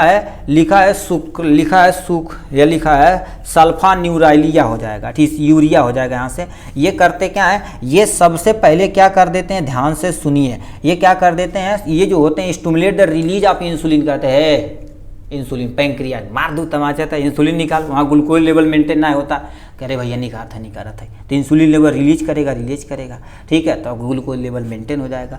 ऑल द ड्रग्स क्लासी, ठीक है, क्लास सल्फोल, ठीक है, sulphonyl urea act as lowering the blood glucose level. Type 2 diabetes मतलब टाइप 2 डायबिटीज को क्या होती है, इस कैटेगरी की जितनी भी दवा आती हैं हमारे ब्लड में ग्लूकोज लेवल को क्या कर देती है, कम करती हैं। ठीक है, मेंटेन करती हैं। ठीक है, बिग्नॉइड में तुम्हारे पास क्या आ जाता है, दे इंक्रीज द इंसुलिन, ठीक है, they increase the insulin action. ये इंसुलिन देखो ये निकालेगा, ये कहे काम करना है सर, मार दूँ तमाचा। ठीक है, तो कहेगी सर भैया कर था, ठीक, तो इंसुलिन लेवल को एक्शन को क्या करेगा, इनके काम कराओ। ठीक है, ये होगा। They decrease the blood sugar level in diabetes patient, मतलब डायबिटीज पेशेंट में क्या कर देगा, उसे ये क्या कर देगा, रिड्यूज कराएगा, कम कराएगा। They enhance the utilise of glucose by the muscle and तुम्हारे पास सप्रेस डिफ्लेशन ऑफ इंसुलिन, ये क्या करेगा, यूटिलाइजेशन करेगा। बताइए जितना तुम्हारे पास क्या होगा, ग्लूकोज यूटिलाइज होगा, इंसुलिन उतना ही मेंटेन कराएगा बढ़िया से। ठीक है, इसीलिए क्या होता है, ग्लूकोज को मेंटेन कराना जरूरी है। ठीक है, और क्या लिखा है, मेगालिटिनाइड एनालगस होता है। ठीक है, एनालगस मतलब क्या होता है, उसी के समान होता है। इसमें क्या होता है, these agent show off the quick and short acting, यानी इंसुलिन रिलीज, ये क्या करेगा, उसको मेंटेन कराएगा, क्विकली तो तुरंत एक्शन करेगा। ठीक है, it used for the controlling meal time the deviation of glucose, इसलिए कहते हैं देखो ग्लूकोज 2 टाइम ना पवाना चाहिए, एक बार खाना खाने से पहले, खाना खाने के बाद। ठीक है, adverse effect of the nateglinide include no, यानी क्या होता है ये जब ये रिवर्स इफेक्ट करेगा, मतलब प्रतिकूल आ जाएगा तो नोजिया हो जाएगा, डीजिंग चक्कर आ जाएगा, इसे अरे भाई चक्कर आ बताओ, ज्वाइंट पेन हो जाएगा। तो ये सब चीज़ें ब्लर दिखाई देगा आपको सारी चीज़ें। थिया, ठीक है, थिया जोली क्या होता है, जोलिडीनाडियोन होता है, इसमें जाता है the decrease the blood sugar level without increasing the insulin secretion, ये इंसुलिन सिक्रीशन को नहीं करेगा, ऑलरेडी ग्लूकोज मेंटेन करा देगा। ठीक, इंडिकेशन में किसे प्रयोग कर सकते हैं, treatment of diabetes two diabetes mellitus में प्रयोग कर सकते हैं। एंटीसाइकोटिक इंड्यूज, यानी वेट किसी का, ठीक है, यानी क्या वेट पेन होता तो उस कंडीशन में क्या करते हैं, decrease the blood sugar level, एक पहले करेंगे। कंट्राइंडिकेशन किसे आप नहीं दे सकते हैं, do not prescribe the hypotensive state में दे सकते हैं, रिस्पायरेटरी प्रॉब्लम उसे नहीं दे सकते, लीवर किसी को प्रॉब्लम है तो उसे नहीं दे सकते हैं, रीनल प्रॉब्लम है तो उसे भी आप नहीं दे सकते हैं। तो इतनी भी बहुत सारी कंडीशन है जिसमें आप नहीं दे सकते हैं। इसके बाद आपका जो नेक्स्ट पोर्शन आएगा, क्या क्वेश्चन पूछा है, एंटी मलेरियल ड्रग्स के बारे में आपको दिखा देते हैं। लास्ट एंड फाइनल क्वेश्चन पूछा एंटी मलेरियल ड्रग्स के बारे में। पार्ट ए आपका पूरा यहाँ से क्या हो जाएगा, खत्म हो जाएगा, इसमें हम भी देखेंगे। अब लिखा है एंटी मलेरियल ड्रग्स, मलेरिया क्या होती है, ऐसी दवा जो मलेरिया को ट्रीट करने के लिए प्रयोग की जाती है उसी को एंटी मलेरियल ड्रग्स बोलते हैं। कहते नहीं को मलेरिया हो गया, डेंगू हो गया, सुने होंगे टाइफाइड हो गया, तो ये सब डिजीज खतरनाक चीज़ें होती हैं। दो drugs which are use to treatment of malaria is known as anti malarial agent या एंटी मलेरियल ड्रग्स लिख सकते हैं। मलेरिया जो transmitted by the infected anopheles female mosquito, भैया इसे आप अंडरलाइन कर लीजिए क्योंकि 2023 में ये पूछा गया था भाई, कहा था कि यानी मलेरिया जो होता है किस मॉस्क्यूटो के द्वारा ट्रांसमिट होता है, वेक्टर की तरह काम करता, तो यानी फीमेल एनाफिलीज मॉस्क्यूटो वेक्टर की तरह काम करता। ठीक, कॉजेटिव एजेंट ऑफ मलेरिया इसी में 2024 में पूछा गया, इसी पेपर में एमसीक्यू में देखेंगे। कह दिया मलेरिया किससे, प्लाज्मोडियम स्पीसीज से कॉजेज होता है, plasmodium falciparum, plasmodium ovale, plasmodium vivax, plasmodium malariae, और भी तुम्हारे पास होते हैं। तो ठीक, इतने हो गए इनके बारे में। नेक्स्ट में इसे कैटेगराइज किस में किया गया, देखिए दो में कैटेगराइज किया गया, ध्यान से सुनिए। लिखा तुम्हारे पास base on affected plasmodium state, मतलब प्लाज्मोडियम जो स्टेट होगा उसे ही अफेक्ट कर देगा, ला बाबू खत्म भगवान।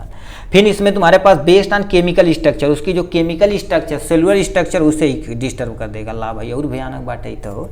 ठीक है, इसमें क्या हो जाएगा, देखिए टिश्यू, ठीक, इसमें तुम्हारे पास टिश्यू साइजोनटीसाइड होते हैं जो तुम्हारे पास टिश्यू को इस यानी क्या कर देते, खत्म कर देते। इसमें पहले प्रामाक्यूनोन इसका एग्जाम्पल हो जाता है।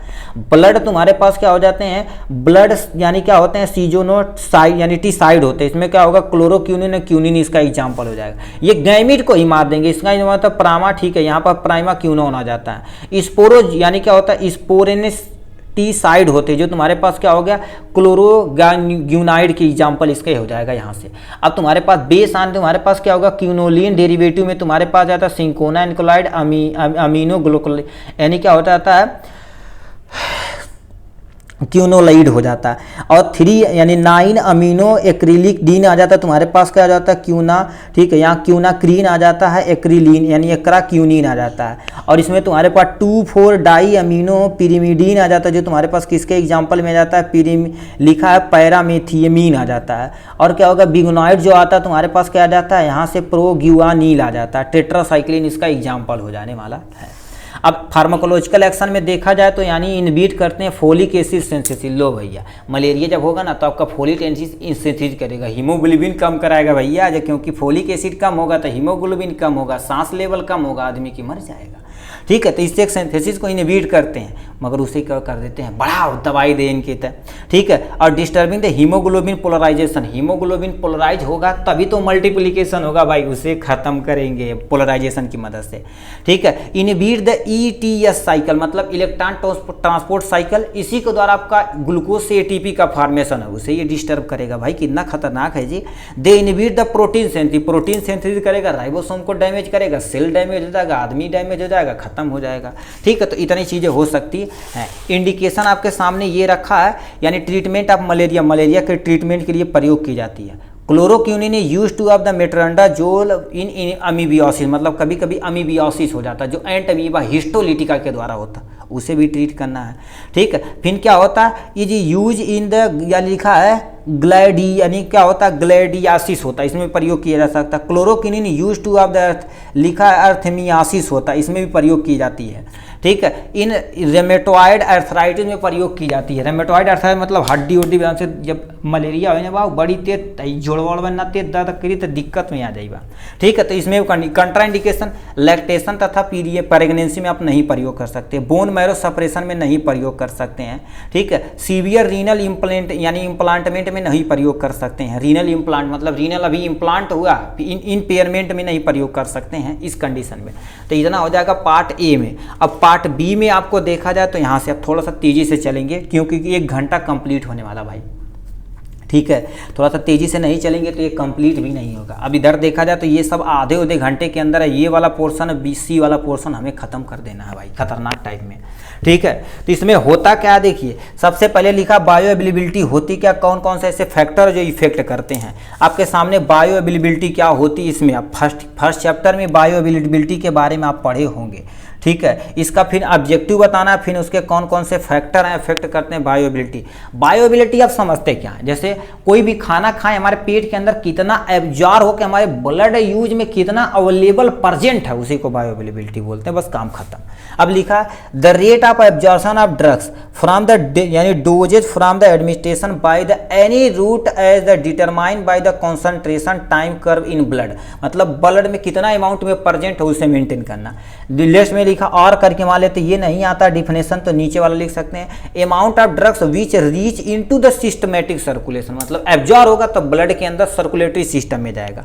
After the absorption is called bioavailability, मतलब क्या कर देता, एब्जॉर्प्शन के बाद हमारे सर्कुलेटरी सिस्टम में कितनी ड्रग्स हैं, कितनी अमाउंट में ड्रग्स प्रेजेंट है, उपलब्ध है, अवेलेबल है, उसी को बायोअवेलेबिलिटी बोली जाती है, ठीक है। अब क्यों, क्योंकि stand absorption rate of absorption को ये बढ़ाते हैं, ड्यूरेशन ऑफ एक्शन को भी ये बढ़ाते हैं। कौन कौन से फैक्टर जो अफेक्ट करते हैं, ठीक है। यानी लिखा है फार्मास्यूटिकल फैक्टर हैं, जैसे तुम्हारे पास फार्मास्यूटिकल मतलब दवाइयाँ में कोई ना कोई कारण है, ठीक है। अब देखो यानी फिजियोकेमिकल प्रॉपर्टी ऑफ ड्रग्स, अब ड्रग्स हार्ड बना देगा, डिजाल बनाए हो तो कैसी एक्शन परफॉर्म करी, नहीं करी, ठीक है। मैन्युफैक्चर प्रोसेस मान लेते हैं तुम्हारे पास यानी बहुत सारे मैन्युफैक्चर प्रोसेस होते हैं, हार्ड बना देते हैं, या डबल उसे ना सस्टेन रिलीज लिखा रहता है, एक्शन कितने घंटे में करेगा, long term, short term, mediate, वो भी करेंगे तब भी दिक्कत हो जाती है। पेशेंट रिलेटेड फैक्टर मान लेते एज क्या होगा, ठीक है, एज कम है, मान लेते एज किसी पर्सन की, अब बताओ एडल्ट है, डोज देता रहा तो 2 गुनी का, 2 गुनी मतलब क्या हो, जैसे उसे चाहे 600 mg देता रहा 300 mg, तो काम नहीं करी, बायोअवेलेबिलिटी काम नहीं करी, ठीक है। तो दिक्कत है यानी बॉडी वेट, अब वेट भी अच्छे डॉक्टर होते कहते हैं वेट कितना है, BP कितना है, ये सब मेंटेन कराते हैं, ठीक है। तो बॉडी वेट ज़्यादा रहेगा, आप दवा लो डोज कर देंगे तो भी नहीं काम करेगा। डिजीज कंडीशन बताओ वो खराब टाइप में है, ठीक है, एकदम से ये नहीं लास्ट स्टेज है, आप एकदम से पुल्ली वाली दवाई दे रहे हैं, ठीक है।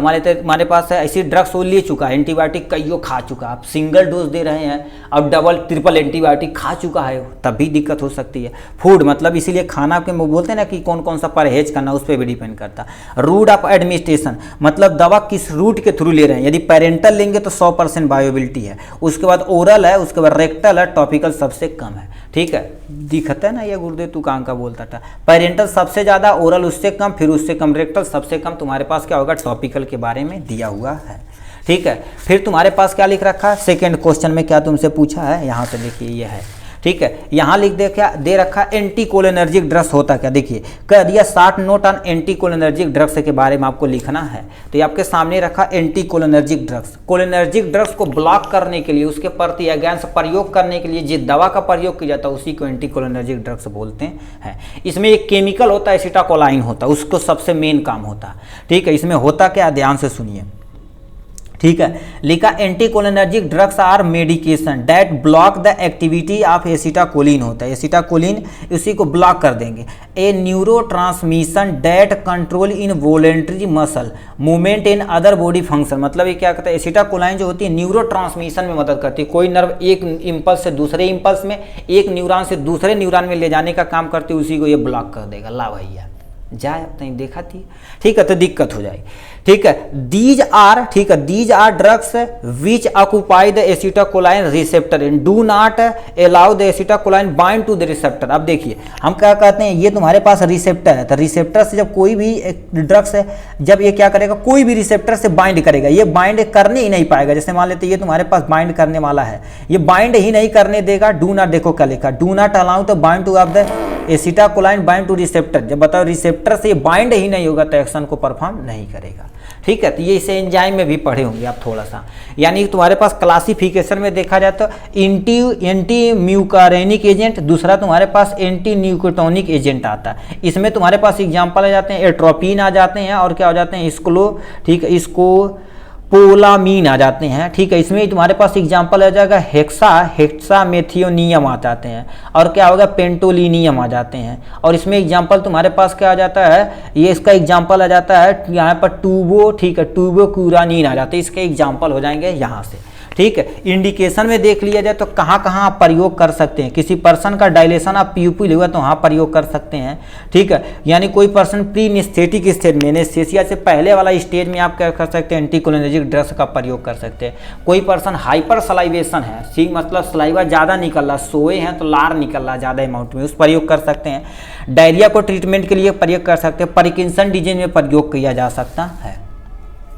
कंट्राइंडिकेशन में देखा जाए तो आप किस में प्रयोग कर सकते हैं। Infant suffering from the down syndrome, मतलब कैसा कोई अभी छोटा सा बच्चा है डाउन सिंड्रोम से सफरिंग कर रहा है। ठीक, डाउन सिंड्रोम में क्रोमोसोमल डिसऑर्डर है, उसमें भी प्रयोग किया जाता है। Patient with the hyper sensitive, उसमें सॉरी इसमें नहीं प्रयोग करना डाउन सिंड्रोम में। ठीक है, patient with the hyper sensitive to वेलाडो, यानी क्या होता है वेलाडोना एल्कोलाइड होता है, वो हाइपर सेंसिटिव, तो उस कैटेगरी में दवा है, उस कैटेगरी के यदि कोई पेशेंट है तो उसमें भी इस प्रयोग नहीं कर सकते। पेशेंट हैव द इंक्रीज यानी ocular pressure, intra ocular pressure, आप प्लीज कमेंट बॉक्स में आप दिखाइए ये कितना आकुलर इंट्रा आकुलर प्रेशर होता है एमएमएचजी में। इंट्रा आकुलर प्रेशर हमारी आंख डिजीज वाले में दिया गया था, जिसे हम शॉर्ट में क्या बोलते हैं आईओपी के नाम से भी जाते हैं, कितना होता है। ठीक है, ये क्वेश्चन एमसीक्यू में पीछे भी पूछा गया है। ठीक है, इसके बारे में हो जाएगा। नेक्स्ट में लिखा है जनरल एनेस्थेटिक के बारे में।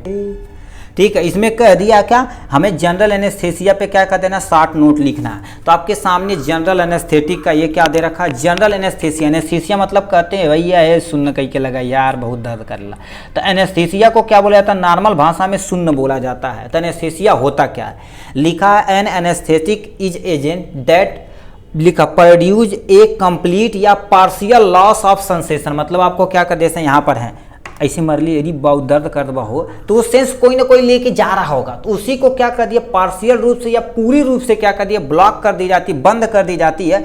अब जिस एजेंट से प्रयोग किया जाता है उसी को जनरल एनेस्थेटिक बोला जाता है। एनेस्थेटिया जे refer to the stage of unconscious, मतलब क्या होता है अनकॉन्शियस स्टेट में, जैसे उस एक पार्सल एरिया में अनकॉन्शियस हो जाएगा, जो भी सेंसेशन रहेगा उसे वो लॉस कर देगा। इसका फीचर देखा जाए तो लॉस ऑफ सेंसेशन को करना, जो स्पेशली पेन को ये कम करता, दर्द को कम करता, उसके बाद कुछ भी काटो पीटो कोई टेंशन नहीं, स्लीप हो जाएगा। एमिनीशिया में भी प्रयोग किया जा सकता है, ऐसा होना चाहिए। ठीक है, अब किसी पर्सन को मान लेते अभी देखो यहाँ चोट लगी ना, मान लेते एक्सीडेंट होके आया, वो खतरनाक टाइप में चोट लग गई, एनेस्थेसिया दे दोगे तो दर्द से खत्म एकदम से, अब तुम उससे टाँका लगाओ, कुछ भी करो, साफ सुफ कुछ भी करो। स्लीपिंग एमिनीशिया लिखा इम्यूबिलिटी एंड मसल रिलैक्सेशन में इसका प्रयोग किया जा सकता है, इसका फीचर होना चाहिए। ठीक है, स्टेज 4 स्टेज होते हैं, प्लीज इसे ना आप स्क्रीनशॉट लीजिएगा। ये एक नंबर में पूछा गया था, how many stage of general anaesthesia. ठीक है, तो इसके 4 स्टेज होते हैं। स्टेज 1 में तुम्हारे पास एनाल्जेसिक दर्द को कम करने के लिए होता है। स्टेज ऑफ एक्साइटमेंट होता है। स्टेज ऑफ सर्जिकल जनरल यानी क्या होती है एनेस्थेटिक होती है। स्टेज ऑफ मोडली डिप्रेशन के काम आता है। तो इतने तुम्हारे पास क्या हो जाएंगे स्टेज के अंतर्गत आते हैं। अब क्लासिफिकेशन देखा जाए जनरल एनेस्थेसिया का इतना है, इनहेलेशन एनेस्थेटिक हो जाएगा, इंट्रावेनस एनेस्थेटिक हो जाएगा, और तुम्हारे पास क्या होगा गैसेस जनरल एनेस्थेटिक हो जाएगा। तो इसमें तुम्हारे पास लिखा है हेलोथेन आ जाता है, ईथर इसका एग्जाम्पल हो जाएगा। आईवी के अंतर्गत देखा जाए तो थियोपेंटेन सोडियम और क्या हो जाएगा डाइजापाम आ जाता है, कीटामीन इसका एग्जाम्पल हो जाएगा। इसमें केवल एक एग्जाम्पल है जो नाइट्रस ऑक्साइड के रूप में आता है। ठीक है, तो इतना हो जाएगा इनके बारे में। नेक्स्ट क्वेश्चन हमसे क्या पूछा देखते हैं यहाँ से। ठीक है, ठीक है, यहाँ पर हमसे क्वेश्चन पूछा है, कह दिया है give in brief account pharmacology यानी फार्माकोलॉजी या बीटा ब्लॉकर। ये बीटा ब्लॉकर अल्फा ब्लॉकर ये सब सुने होंगे। तो ये बीटा ब्लॉकर को हमें क्या करना पड़ेगा डिटेल में एक्सप्लेन करना है। यहाँ से आपके सामने बीटा ब्लॉकर का एक्सप्लेनेशन यहाँ से हुआ है। ठीक है, तो ये बीटा ब्लॉकर आप हेडिंग डालिएगा, इसका जो भी पॉइंट हम बता रहे हैं उसी को आप क्या कर देंगे नोट डाउन कर देंगे, अपना काम हो जाएगा। क्योंकि हमें आधा पेज या सॉरी 1 पेज कम से कम यहाँ से हमें क्या करना पड़ेगा लिखना पड़ेगा यहाँ से। ठीक है। तो ये तुम्हारे पास these agent act by the inhibiting the adrenergic response medication by the beta receptor. एक बीटा रिसेप्टर होता है, ये बीटा ब्लॉकर उसी रिसेप्टर को ये क्या कर देते हैं, ब्लॉक कर देते हैं। बताइए यदि बीटा ब्लॉकर उस बीटा रिसेप्टर को ही ब्लॉक कर देगा जिसे एक्शन को परफॉर्म नहीं कर पाएगा। All beta blocker of the competitive agnostic होते हैं, उसके अगेंस्ट ये वर्क करते हैं। इसमें तुम्हारे पास फार्माकोलॉजिकल एक्शन देखा जाए तो ये डिक्रीज करते हैं हार्ट रेट को। हार्ट रेट मानते किसी ब्लड प्रेशर हाइपरटेंशन ज़्यादा हो गया तो हार्ट रेट को कम कर देंगे, अपना काम हो जाएगा। ब्रोंकोडाइलेशन में भी प्रयोग किया जाता है, जो ब्रोंक्यूल होती है उसे डायलेट चौड़ा कर देगी जिससे ज़्यादा अमाउंट में ऑक्सीजन जा सके। वसोडाइलेशन मतलब वेसल को भी ये क्या कर देगी, चौड़ा कर देगी, इससे ब्लड प्रेशर क्या हो जाएगा, कम हो जाएगा। इसमें भी प्रयोग किया जा सकता है। इंडिकेशन में देखा जाए तो टू ट्रीटमेंट हाइपरटेंसिव, आप हाइपरटेंसिव में आप प्रयोग कर सकते हैं, ठीक है, यानी एंजाइना पेक्टोरिस में प्रयोग कर सकते हैं, कार्डियक डिजीज में कर सकते हैं, माइग्रेन में भी प्रयोग कर सकते हैं, बीटा ब्लॉकर ड्रग्स की कैटेगरी की दवा, ठीक है। उसके बाद कंट्रा इंडिकेशन में देखा जाए तो तुम्हारे पास में नजल कॉन्गोशन मतलब किसी का नाक ऑलरेडी जाम है उसमें प्रयोग करेंगे, दिक्कत हो जाएगी। हेडेक किसी पर्सन को है ज़्यादा अमाउंट में तब नहीं प्रयोग करना। डिप्रेशन में कोई तब भी नहीं प्रयोग करना। हेपेटाइटिस मतलब कोई पर्सन लीवर डिजीज है तो उस कंडीशन में नहीं, किडनी डिजीज है तो उस कंडीशन में भी आप नहीं प्रयोग कर सकते हैं। इसका डोज देखा जाए तो तुम्हारे पास क्या हो गया, एटनोलॉल जो होता है 25 से लेकर 100 mg बीडी 2 टाइम प्रयोग किया जाता है। प्रोपनोनॉल जो होता है जो लेकर 80 से लेकर 100 यानी 240 mg बीडी प्रयोग किया जाता है। तो इतनी कैटेगरी की दवा आती है। नेक्स्ट में देख लिया जाए क्या दे रहा है, ठीक है। नेक्स्ट क्वेश्चन हमसे कह दिया, यहाँ से देख सकते हैं, यानी व्हाट इज CHF क्या होता है, क्लासिफिकेशन इसका बताना पड़ेगा यहाँ से, ठीक है। तो CHF क्या होता है इसे ध्यान से सुनिए, जिसे हम कंजस्टिव हार्ट फेलियर बोलते, कहते हैं यार इनका हार्ट अटैक आ गया मर गई ना हो, बोलते हैं ना, तो उसी को क्या बोलते हैं, कंजस्टिव हार्ट फेलियर बोला जाता है, ठीक है। अभी इसमें होता क्या है देखिए, when a heart fail to pump blood in a quantity sufficient to fulfil the body requirement a condition of congestive heart failure. मतलब क्या होती है, जितना हमारे शरीर को ब्लड ऑक्सीजन की रिक्वायरमेंट होती है उतना हमारा हार्ट फुल्ली क्या कर देता है, ठीक है, पंप नहीं कर पाता है। उसमें पंप करने में क्या हो जाता है, फेल हो जाता है, तो उस कंडीशन को हम क्या बोलते हैं, कंजस्टिव हार्ट फेलियर बोला जाता है। इसकी 2 कैटेगरी आती है, ड्रग्स विथ द यानी पॉजिटिव आइनोट्रॉपिक इफेक्ट। इसका कईयों कैटेगरी मैंने हमें 2 में कैटेगराइज कर दिया इसे इजी, क्योंकि शॉर्ट में पूछा था। Drugs with the positive inotropic effect, drugs without यहाँ पर निगेटिव कर सकते हैं, या ड्रग्स यहाँ पर विथ लिखेंगे तो यहाँ निगेटिव लिखना पड़ेगा, यहाँ पर पॉजिटिव यहाँ पर निगेटिव कर सकते हैं। तो यहाँ पर याद कर सकते हो drugs without positive inotropic effect. इसमें तुम्हारे पास क्या आ जाते हैं, डी यानी डिगोजीन आ जाते हैं, और क्या हो जाते हैं, डीजीटोज यानी टोजीन आ जाते हैं। डोपामीन इसका एग्जाम्पल हो जाएगा। थियाजाइड, फुरसामाइड और लोसार्टल इसका एग्जाम्पल हो जाएगा यहाँ से। इंडिकेशन देखा जाए तो आप कहाँ कहाँ प्रयोग कर सकते हैं, ठीक है। ट्रीटमेंट आप, ठीक है, यहाँ से क्या कर सकते हैं, देखिए ट्रीटमेंट आप लो आउटपुट कार्डियक फेलियर में आप प्रयोग कर सकते हैं। मतलब आउटपुट सही से ब्लड निकल ही नहीं पा रहा तो इसे क्या कर सकते हैं, ट्रीट करेंगे जिससे ज़्यादा आउटफ्लो दे सके, ठीक है। ट्रीटमेंट आप कार्डियक यानी क्या होता है, एदर्मियाज में इसमें प्रयोग कर सकते हैं। इंक्रीज कार्डियक आउटपुट में प्रयोग कर सकते हैं। Decrease the periphery vascular resistance में प्रयोग कर सकते हैं। कंट्राइंडिकेशन, कोई पर्सन मतलब किसे नहीं प्रयोग कर सकते, कोई पर्सन किसी ड्रग्स के प्रति हाइपर सेंसिटिव है तो उसे नहीं प्रयोग कर सकते। प्रेगनेंसी में, लैक्टेशन में,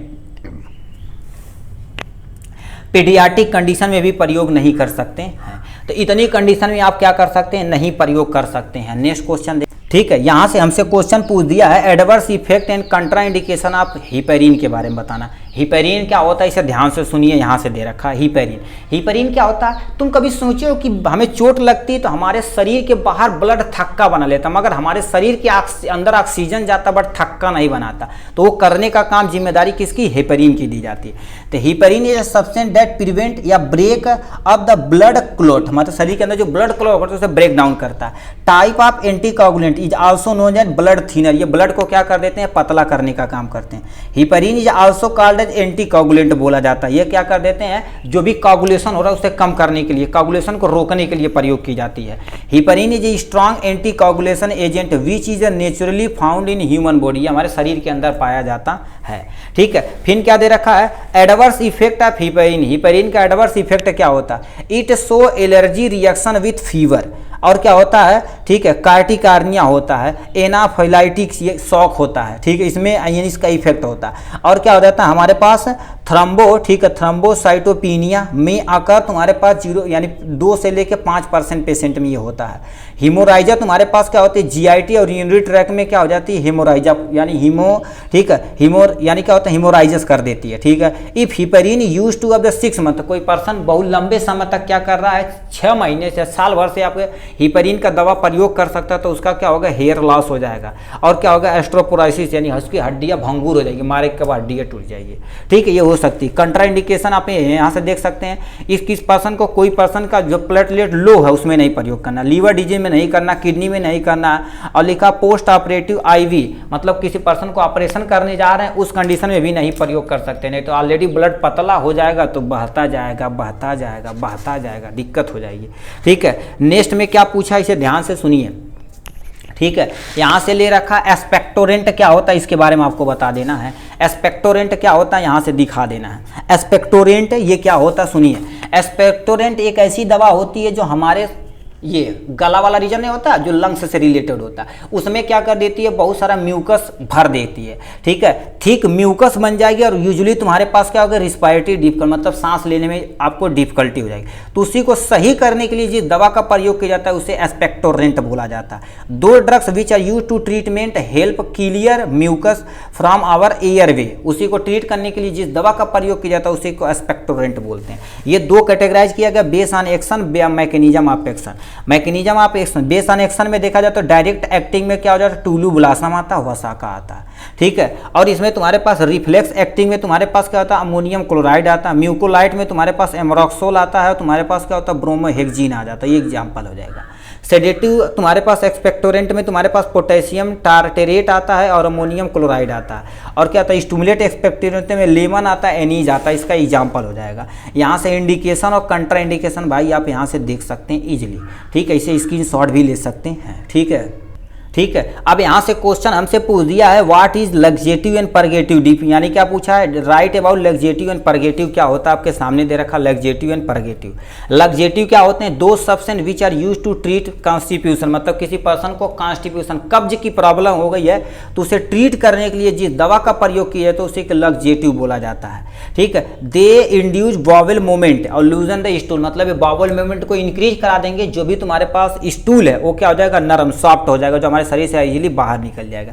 लग्जेटिव तुम्हारे पास क्या होते हैं, माइल्डर एक्शन काम करते हैं, ठीक है, और तुम्हारे पास ये स्टूल को सॉफ्ट करते हैं और फॉर्म करते हैं स्टूल को, बट लग्जेटिव तुम्हारे पास है, ठीक है, इससे यहाँ परगेटिव लिखना चाहिए था जी, चलो कोई दिक्कत नहीं, ठीक है। Strong action suffering from the, ये स्ट्रॉन्ग एक्शन यहाँ परगेटिव काट के लिख देना, ठीक है, ये तुम्हारे पास क्या हो जाएगा, परगेटिव हो जाएगा, कभी कभी हो जाता भाई, ठीक है, ये हो जाएगा। लग्जेटिव तुम्हारे पास लो डोज में दी जाती, बट जब लग्जेटिव को हाई डोज में दी जाती तो परगेटिव बन के तैयार हो जाता है। मोस्टली देखा जाए तो एक ही चीज़ होती है, मगर थोड़ा हाई और लो डोज का केवल डिफरेंस होता है। इसे क्लासिफिकेशन किया गया है इतने में, लिखा बल्ब फार्मिंग स्टोल सॉफ्टनेस होता है, स्टिमुलेट परगेटिव होता है, ऑस्मोटिक परगेटिव होता है, इससे एग्जाम्पल हो जाएंगे।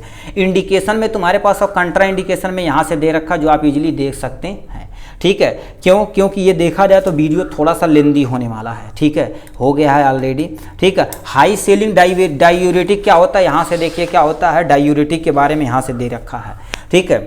इसका अलग अलग सेपरेट हम वीडियो बना रख देंगे, ठीक है, उसे भी आप थोड़ा सा देख लीजिएगा, ठीक है, क्योंकि आपका कॉन्सेप्ट क्लियर नहीं होगा तब तक मज़ा नहीं आने वाला है, ठीक है। यहाँ पर लिखा है they act and the ascending loop होती, देखिए इसमें थोड़ा सा आपको डायग्राम के जरिए बता देते हैं, टाइम नहीं है फिर भी क्या किया जाए, ठीक है। यहाँ से तुम्हारे पास क्या होगा, ये लूप ऑफ हेनले हो जाएगा, ऐसे करके ये पीसीटी हो जाएगा, ये क्या हो जाएगा पीसीटी, ये लूप ऑफ हेनले, ये तुम्हारे पास यहाँ से ये तुम्हारे पास डीसीटी वाला पोर्शन हो जाएगा, ठीक है, ये तुम्हारे पास क्या हो जाएगा, डीसीटी वाला पोर्शन हो जाएगा यहाँ से, ठीक है, ये हो जाएगा यहाँ से, ये डीसीटी वाला पोर्शन हो जाएगा। तो ये लूप ऑफ हेनले, ये तुम्हारे पास क्या होता है, लूप ऑफ हेनले होता है, इसी कंडीशन में वो काम करता है, लूप ऑफ हेनले। देयरफॉर तुम्हारे पास यानी क्या होता है, आल्सो उन्होंने लूप डायूरेटिक, इसी को लूप डायूरेटिक बोलते हैं, लूप ऑफ हेनले कर देते हैं, ठीक है, इससे कहा जाता है। Loop diuretic also known as high ceiling diuretic, मतलब इसी को यहाँ पर इसे असेंडिंग बोला जाता है, इसे डिसेंडिंग बोला जाता है। ठीक है, ये होता है most commonly used loop diuretic in furosemide, जो सबसे ज़्यादा प्रयोग किए जाने दवा में से एक है। ठीक है, इंडिकेशन में तुम्हारे पास देखा जाए तो यहाँ से दे रखा है, इतना इंडिकेशन यहाँ से दे रखा है। ठीक है, यानी हाइपर कैलेमिया में देख सकते हैं, अब क्या क्या होता है यहाँ से पढ़ते जाइए। हाइपर कैल्सीमिया में, ठीक है, दे सकते हैं, एक्यूट रीनल फेलियर में दे सकते हैं, अल्फेक्टरी ऑडिमिया में दे सकते हैं, और तुम्हारे पास एक्यूट पल्मोनरी, ठीक, एडिमा होता है उस कंडीशन में भी दे सकते हैं। एडिमा क्या होता है, जब सोडियम रिस्ट्रिक्शन होता है तो उसमें एडिमा का दिक्कत होती है। ठीक है, परजेंस आप यानी क्या होता है कंट्रा इंडिकेशन, अब यानी एन्यूरिया मतलब पेशाब ही नहीं हो रहा तो उस कंडीशन में आपको नहीं देना। हाई सेंसिटिव आप कंपाउंड में नहीं देना। एलर्जी आप सल्फा ड्रग्स के अंतर्गत आते हैं, उसे भी नहीं देना है। ठीक है, तो इतना हो जाएगा इनके बारे में। नेक्स्ट पे तुमसे कह दिया कॉर्टिकोस्टेरॉइड पेनिसिलिन के बारे में दे रखा है यहाँ से। ठीक है, आपके सामने कॉर्टिकोस्टेरॉइड के बारे में यहाँ से दे रखा है। ठीक है, तो आप यहाँ से क्या करें, देखिए, क्योंकि हमसे पूछा है, क्या लिख रखा है, pharmacological and pathological role of corticosteroid. Corticosteroid का यानी कॉर्टिकोस्टेरॉइड होता क्या है, यहाँ से देख सकते हैं। इसका फार्माकोलॉजिकल रोल ऑफ कॉर्टिकोस्टेरॉइड यहाँ से आप देख सकते हैं, यहाँ से। ठीक है, उसके बाद तुम्हारे पास क्या होगा, पैथोलॉजिकल रोल ऑफ क्लिनिकल, यहाँ से आप देख सकते हैं, इतना दे रखा है। फिर तुम्हारे पास क्या बोल दिया है, किसके बारे में आ जाते हैं, इंसुलिन के बारे में। एक क्वेश्चन और पूछ दिया हमारे पास, क्या होता है पेनिसिलिन क्या होता है, इसके बारे में यहाँ से बता देते हैं। ठीक है, तो ये पेनिसिलिन के बारे में आपको देखिए यहाँ से। पेनिसिलिन फर्स्ट एंटीबायोटिक होती है जो 1941 में खोज हुई थी, किसके द्वारा, अलेक्जेंडर फ्लेमिंग के द्वारा की गई थी। ठीक है, ये पेनिसिलियम नोटाटम में तरह की फंजाई उससे प्राप्त की गई थी। ठीक है, अब इसका क्लासिफिकेशन यहाँ से देखिए, कैटेगराइज हमने कर दिया है। उसके बाद इंडिकेशन आपको सामने यहाँ से दिखा देते हैं, आपका पेज 1 हो जाएगा। कंट्रा इंडिकेशन यदि आप लिखना चाहें तो यहाँ से देख सकते हैं, कंट्रा इंडिकेशन आप पेनिसिलिन यहाँ से दे रखा है। ठीक है, आप यदि नोट मंगाएंगे तो उसमें सब कुछ एकदम डिटेल में रहने वाला है, कोई टेंशन नहीं है। ठीक है, यस पे आप नोट आप यहाँ पर क्या कर सकते हैं, देख सकते हैं। फिर इसके बाद तुम्हारे पास क्या दे रखा है, यहाँ से पार्ट सी की तरफ रुक करते हैं। ठीक है, इसे हम पढ़ देते हैं, उसके बाद आपको दिखा देते हैं क्या होता है। ठीक है, उसके बाद अपना काम हो जाने वाला है। ठीक है, देखिए, इसमें सबसे पहले फार्माकोडायनेमिक्स होता क्या है, हाफ लाइफ इसमें पूछा। तो फार्माकोडायनेमिक्स में किसी क्या होता है, हमने पेंसिल से देखो लिख रखा।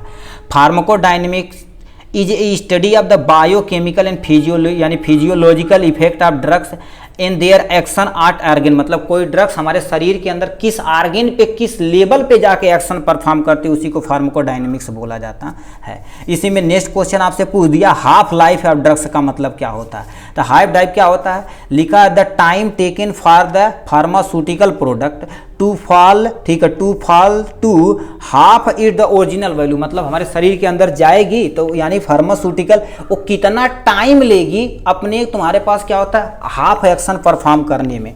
ठीक है, तो इसके बारे में आपको यहाँ पर डिफिनेशन दी गया। तीसरा नंबर हमसे क्या पूछा है, कोई कैल्शियम चैनल ब्लॉकर का तुम्हें क्या पढ़ना पड़ेगा, 1-2 एग्जाम्पल दिखाना पड़ेगा। तो कैल्शियम चैनल ब्लॉकर में एमिलोडिपिन आ जाता है, और क्या होता है डिल्टी जैम आ जाता है, और क्या हो जाता है वेराम प्रीम आ जाता है। एक लिखेंगे तब भी चलेगा, मगर हमने 4-5 लिख दिया, आपको जैसा समझ में आए। ठीक है, फिर क्या दे रखा, 5वां नंबर कर रखा, 2 ऐसी ड्रग्स बताना जो एंटी एडर्नर्जिक ड्रग्स कैटेगरी के अंतर्गत आती है, एंटी एडर्नर्जिक ड्रग्स के अंतर्गत आती है। तो इसमें तुम्हारे पास क्या हो जाएगा, एटेनोलॉल आ जाएगा, और क्या होगा, लिखा है लोबेटालॉल, उसका एग्जाम्पल हो जाएगा। 5वां नंबर हमसे क्या पूछ दिया है, यहाँ से 5वां नंबर कोई ऐसे ड्रग्स का नाम बताना है जो ग्लाइकोमा में प्रयोग किया जाता है। ग्लाइकोमा एक ऐसी डिजीज का नाम है जो हमारी आंखों से रिलेटेड होता है। ग्लाइकोमा में टीमोलॉल, एटेनोलॉल और क्या होता है बिसोप्रोलॉल प्रयोग किया जाता है। उसके बाद क्या बताया है, ठीक है, यहाँ से देखिए पूछा गया है स्टेज ऑफ एनेस्थेसिक, एनेस्थीसिया के कितने स्टेज होते हैं। तो टोटल 4 स्टेज होते हैं। Stage of analgesic, stage of excitement होता है, स्टेज ऑफ सर्जिकल एनेस्थेसिया होती है, स्टेज ऑफ मेडुलरी डिप्रेशन होता है। ठीक है, नेक्स्ट में दे रखा 7वां क्वेश्चन तुम्हारे पास, which of the following anti anginal drugs at the local anaesthetic, local anaesthetic के तौर पे हमारे पास क्या प्रयोग किया जाता है, लिडोकैन प्रयोग किया जाता है। ठीक, नेक्स्ट में क्वेश्चन यानी सी वाला ऑप्शन इसमें सही है। विच ऑफ द फॉलोइंग, ठीक है, एग्जाम्पल ऑफ द हिमेटेनिक यानी हिमेटेनिक्स, हिमेटेनिक्स क्या होता है, ऐसे एजेंट जो हमारे ब्लड में आयरन लेवल को मेंटेन करता है उसे हिमेटेनिक्स बोलते हैं। तो आयरन लेवल को उससे यहाँ पर आयरन लेवल तो करता है एक्सेप्ट, मतलब इसमें अपवाद बताना है। आयरन करता है, फोलिक एसिड करता है, विटामिन B12 करता है, आयरन, सीरम, एल्बुमिन ये नहीं करता, तो इस पे टिक मार देंगे। ठीक है, नेक्स्ट क्वेश्चन हमसे क्या पूछ दिया, those contraindication for treatment of anti platelet agent, मतलब कोई दो कंट्रा इंडिकेशन बताना है 9वां नंबर क्वेश्चन पे। ठीक है, तो यहाँ पर कोई दो इंट्रा इंडिकेशन बताना एंटी प्लेटलेट के। अभी एंटी प्लेटलेट पढ़े, वहीं से उठा के आपको दो कंट्रा इंडिकेशन उठा के लिख देना। मीडियाट्रिक्स क्या होता है इसके बारे में बताना पड़ेगा। मीडियाट्रिक्स क्या होती है, ठीक है, सिंपल सा mydriatic as a condition dilation of pupil for examination of structure. देखिए, mydriatic is a group of the drugs that are use to dilation of pupil. Please ये वाला टर्मोलॉजी आप लिखिएगा, dilation of pupil for examination of eye को देखने के लिए प्रयोग की जाती है। फिर तुमसे क्या पूछ दिया है, bulk laxative are use in तुम्हारे पास और पूछा थी, example of mucolytic agent. Mucolytic ऐसा एजेंट होता है जो बलगम को कहीं काटने का काम करता है। इसमें क्या हो जाता है, ब्रोहेक्जीन आ जाता है, एमरोक्सोल आ जाता है, कॉर्टिकोसिस्टीन आ जाता है, इसका एग्जाम्पल हो जाने वाला है। और यहाँ पर 12 नंबर क्या क्वेश्चन पूछा है, ट्रीटमेंट तुम्हारे पास bulk laxative is use treatment of laxative तुम्हारे पास किसके लिए, बल्क लैक्सेटिव किसी पर्सन को कॉन्स्टिट्यूशन हो, कब्ज बना हो तो उससे ट्रीट के लिए प्रयोग की जाती है। ठीक है, फिर तुमसे क्या दे रखा है यहाँ से, ऐसी कौन सी दवा है जो तुम्हारे पास सल्फा यूरिया डेरिवेटिव होती है। अभी जब आपको कैटेगरी बताया गया था तो उसमें बोले थे, ये प्लीज याद रखिएगा, तो उसमें ये वाला बताए थे, टिया लिखा है टलब्यूटामाल होता है। ठीक है, टल यानी क्या होता है, टलब्यूटामाइड होता है। तो इसका में क्या कर देंगे, आपको 13वें नंबर का डी वाला करेक्ट ऑप्शन हो जाएगा। ठीक है, ट्रिपल रिस्पांस यानी डज नॉट इंक्लूड, मतलब ट्रिपल एक्शन में इसमें प्रयोग नहीं किया जाता, तो इसमें व्हील हो जाएगा, WHE व्हील नहीं प्रयोग किया जा सकता। दो एग्जाम्पल बताना किसका, एंटीवायरल ड्रग्स का। दो एग्जाम्पल एंटीवायरल ड्रग्स में तुम्हारे पास क्या हो जाएगा, एसाइक्लोवीर हो जाएगा, और क्या हो जाएगा, लिखा है तुम्हारे पास यहाँ से एसाइक्लोवीर हो जाएगा, और पे होगा पेंसिक्लोवीर हो जाएगा, इसका एग्जाम्पल हो जाएगा।